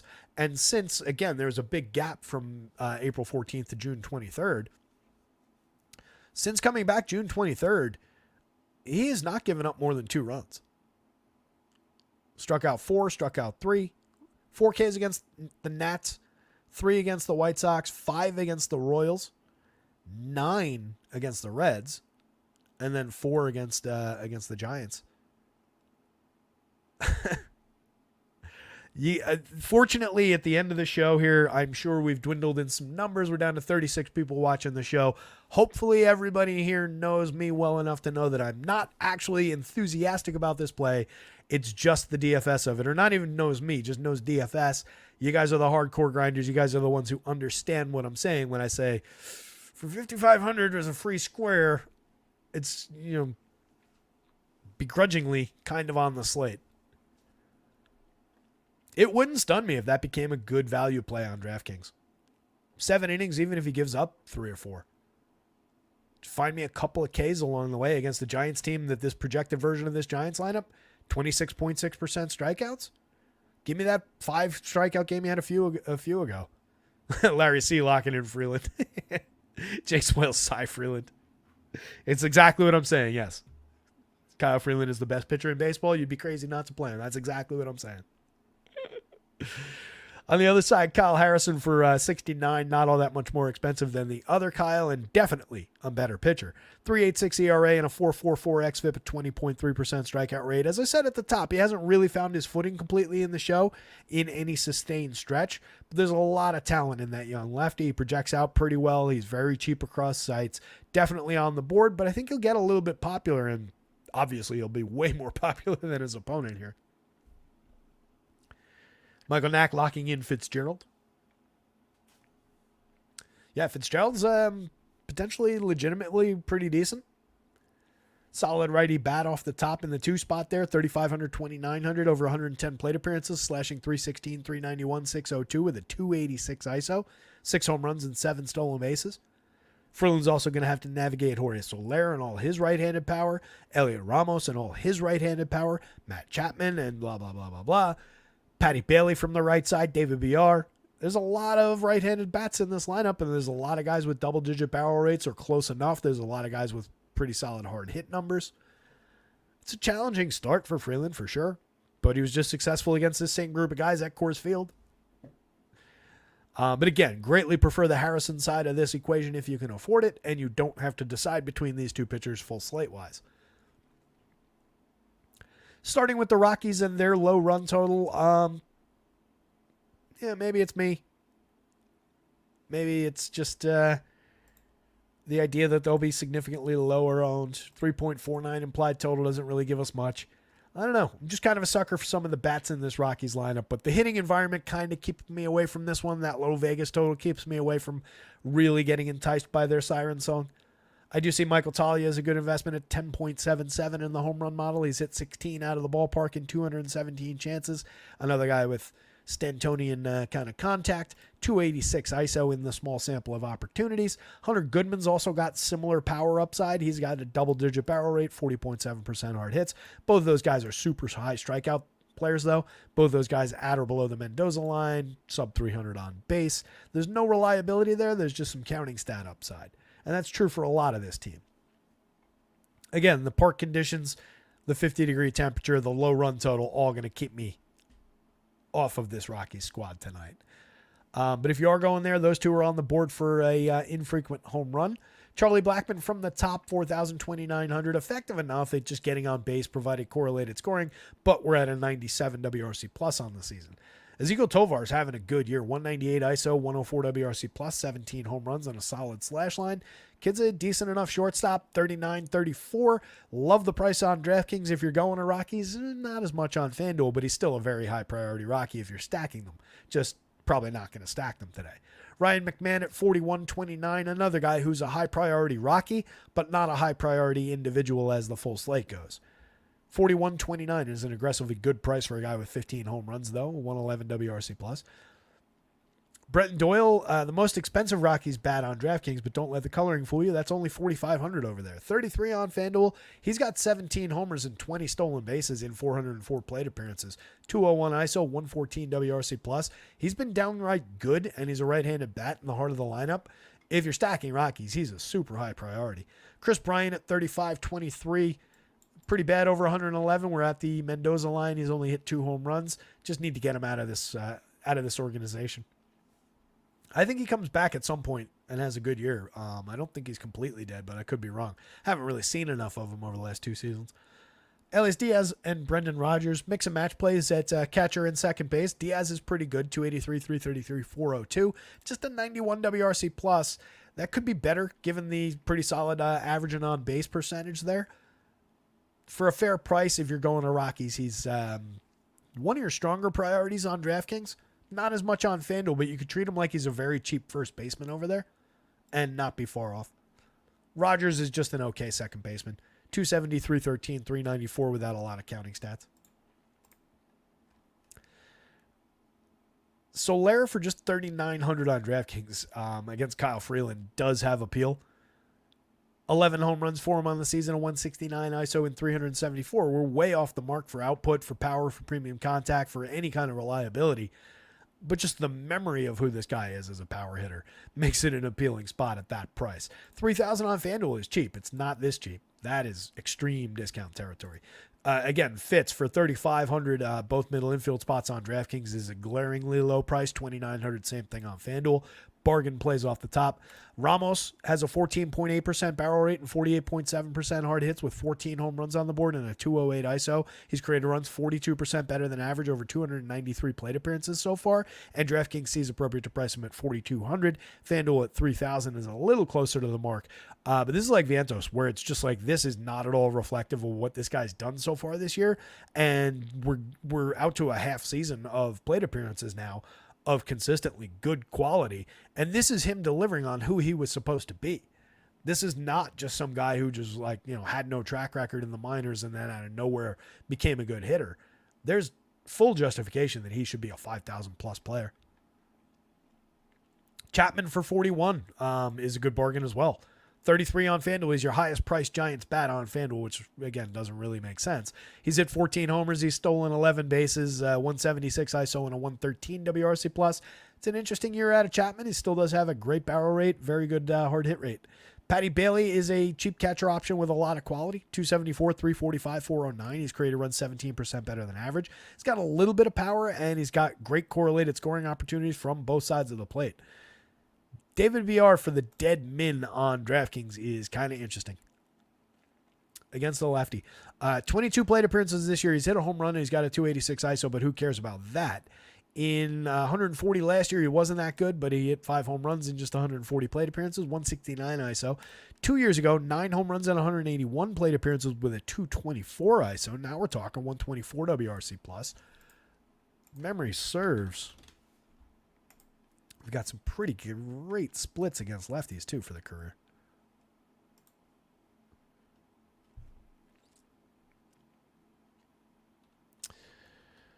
Well, great was probably a strong word.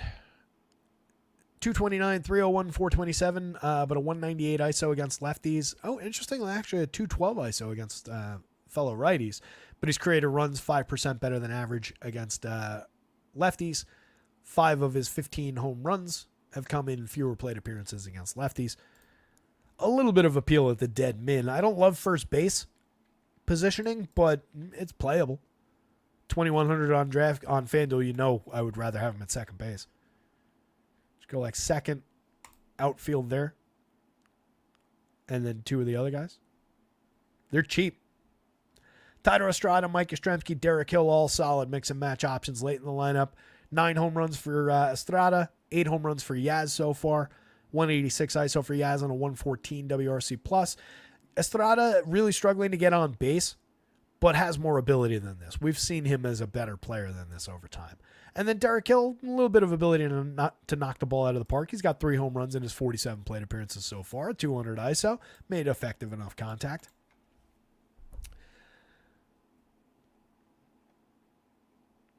Kyle Harrison, Giants bats, Rockies bats, Kyle Freeland at 5,500 on DraftKings. You thought I was going to put Kyle Freeland higher up, didn't you? And again, to wrap a bow on that, or tie a bow on that, it's only here at 82 on FanDuel. It's just, there's no justification, really. Even with the idea that I could book a cheap quality start, I could do that with a lot of other guys on the board as well. So there's no appeal here. For the fact that he's a free square on DraftKings, he's a hitter price. Give me 7 innings of 2-run ball and find 5 strikeouts along the way, and I'll see if I can win it with bats. So, different play across sites. Oof, man. That game took a while. 619. Let me go through this real quick, and then we're going to get the heck out of here so I can get this thing updated real quick. Fantastic options at the top of the board. Both of those guys, regardless of price or ownership, you can absolutely fire away with as many shares as you can hold. That said, you've got a lot of opportunities for both pivoting in that price range. Sonny Gray is a good option for that. Zach Gallen is a good option for that. Grayson Rodriguez, not a bad option for that on talent, just not a great matchup compared to those other matchups. Kone Senga, I think your only limitation is a potential ceiling on pitch count or inefficiency, or that's the same thing. Inefficiency leading to short innings on a short pitch count, a 90 pitches pitch count. But I think around the median is fair. It's just, what does the ceiling look like compared to all these guys around him? So I think he's maybe a little deceptive given where he's priced. Kikuchi and Andrew Heaney on both opposite sides of the same game. We like Kikuchi against the Rangers more for pitching upside. Either one of those guys could succeed. They're both fairly priced. Either one of those guys could easily fail, though, and we talked that through. Charlie Morton against the Mets, fairly priced in the mid-range. Just looks like Charlie Morton against the Mets in this one. Kyle Harrison, we just went through, 7,900, 6,900. You can see where he lands just geographically on the slate, on the pitching board. Highly appealing against that Rockies team.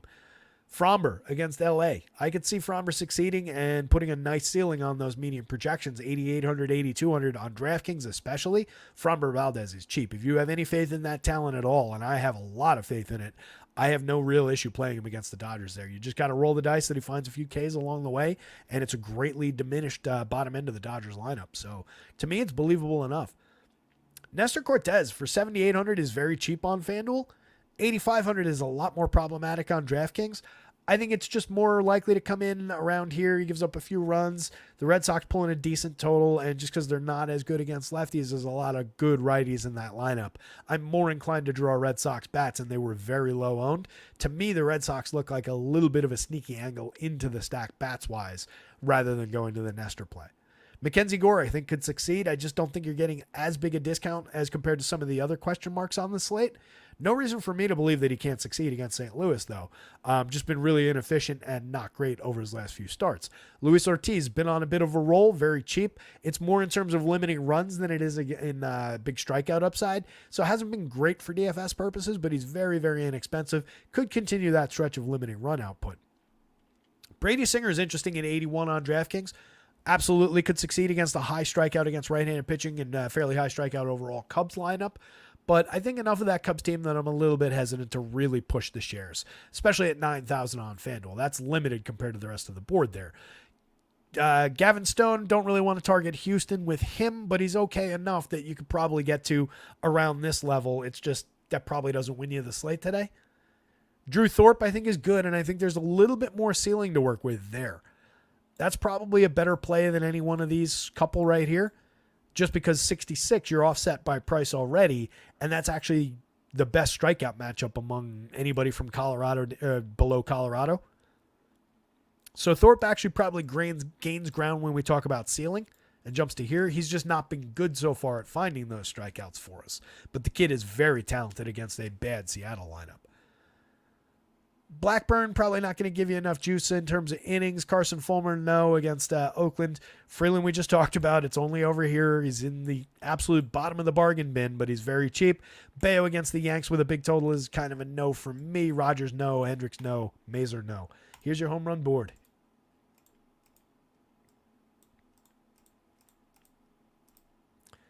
Aaron Judge, Gunnar Henderson, 1-2. Rafi Devers, even with the diminishment against the lefty, still pulling in a very, very solid home run mark, and that's part of why I'm interested in the Red Sox. You can also see some Tyler O'Neill right there. Not sure if we got anybody else home run-wise, but they've got a lot of quality. They can put a lot of correlated scoring together. It's going to be an interesting spot. I can see that going off on both sides offensively and just being one of those, 8-7 Yankees-Red Sox games that goes back and forth a few times. In addition to Gunnar, you've got Santander up that way. There's some more other Orioles. Adley's right here. A couple other guys. Westberg down there. O'Hearn. A lot of quality through there. I'm sure Kowser's not far behind. Connor Norby right there. Right there. Talia, again, from that Colorado lineup. The attractive piece down toward the bottom in terms of just home run hunting. But that's not a lineup we're going to, and that doesn't look like a good situation for hitting. That's really it. Kind of a straightforward board in terms of where the power lies today. Ben Rice, home run pick of the day at 9.30. But again, that was when he was in the leadoff spot. Wish he was hitting leadoff today, but I'll take it and I'll keep it. 6:24 on the clock. Let me go get a lot of lineups updated and get it up on the website before this slate starts. You guys absolutely rock. Hit the like button. Hit the subscribe. Make sure you check out our guys over at acemind.io. Promo code rotoscouts, all in caps, 20% off your first month over there. These guys absolutely rock for sim tools, optimizers. We'll be doing some shows with them coming up, and we'll be talking a lot more about their killer products as we get into football season and showing off a lot of the capabilities there. Somebody out there go win something tonight. Good luck out there. Somebody go win something tonight. I will see you guys on Monday coming up on the weekend. Everybody have a great weekend. See you.